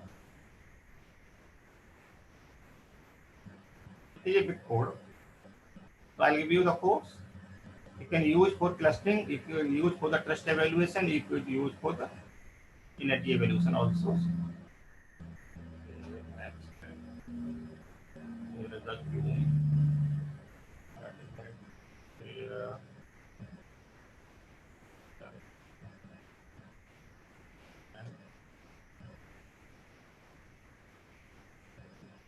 Give you the code, give you the slides, you can analyze yourself. So trust based, so this is a different of trust based routing frameworks. So how to, so before routing table is there, you have separately create a trust table because you have to store the trust of the individual node. Then you can create trust.header file, trust.entry files. Entry basically make entry inside the tables. So this data structure, you can store the address of individual node, trust value of individual node, when address is going to update. This you can extend. This classes you can extend like that. You can, what is the error, what is the root request, how many packets are generated, how many hello packets are generated. You can add one more. What is the current energy level of a node? So you can extend this tables. You can make an data structure in C++. Then how to calculate the trust? We have given the formula for trust calculation. In your model, you have a formula. For example, you are using the AODB trust handler. So you make the class trust handler in which you can calculate trust calculations. First, you make this abstract class trust handler. Then you calculate trust, you make the functions in which you extend this trust calculate functions in AODB classes according to your formula, trust calculation formula. Whether you are going to use this drop packet, receive packets, or any other matrices or energy, whatever you take. Then, okay, this is the architecture available. This will help you to develop your trust-based security routing protocols, in which trust model, how do you define basically this, to define the trust level. Okay, you define the vectors, add record, remove record, these are the trust table in which you can store the never address, trust value, timestamps, energy. You can extend it, you add more variables. These are the functions to get timestamp, trust value. If you add energy, then store get energy, set energy. So this is the AODB module. We are going to use this abstract entry. So you extend this class into AODB trust entry. You can further extend, for example, by adding root request, root reply, hello, this energy, everything. If you don't involve energy here, you can involve here. The attribute automatically come to this classes. So how to going to evaluate trust? AODB trust calculation. You apply your definition of trust calculation, you implement this. This is the abstract class written in trust module. So trust modules you develop. So anybody can use test module. For example, I am using for UDB classes. So here you can take test table, this test algorithms, whether you are enabling trust true and false. So these are internet modules you have to define. So this is the basic infrastructure, this architectures, and this will help you to develop trust-based module. This is the final one.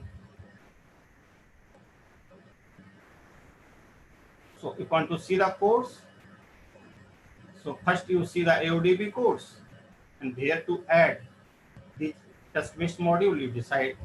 You study first of all. Others open simulation tools, NS2 is there, Omnet++ is there. If you see, Simnet is also, academic version is available, that is the professional, that is the paid version, and Qualnet is also available. These are some references for the NS3. Thank you. Hello. Hello. Yes, So sir. lecture is over. Okay, sir. Any Hello. question? Yes, sir. I'm audible, sir. Yes. If there are any questions, you can drop a message in the message box. Sir, earlier one participant, identification 51, he has dropped his message. He's asking about, is there any free NS3 version available? Yes. Free online to download. Yes, NS3 is totally free. Okay. NS3 is totally free. Okay. These are the websites, and from this website you can download. The entire manuals is available, entire sample program is available. Dear Hello? participants, if there are any questions, you can drop the message here in the chat box. Otherwise, you can raise your hand. Is anyone? Okay. No, sir, there are no more questions. So let's wind up the session here. Thank you, sir, for your valuable session. And I hope participants enjoyed the session here. And we will meet tomorrow at 9 o'clock in the same Zoom meeting. Hello. I have dropped a message and email to you all people for the attendance and feedback. So please try to fill the form. On that form based only, we will be going to consider your attendance. So please try to fill the attendance form. Thank you so much. And we'll meet tomorrow again. Thank you all. Thank you, sir. Sushil, sir.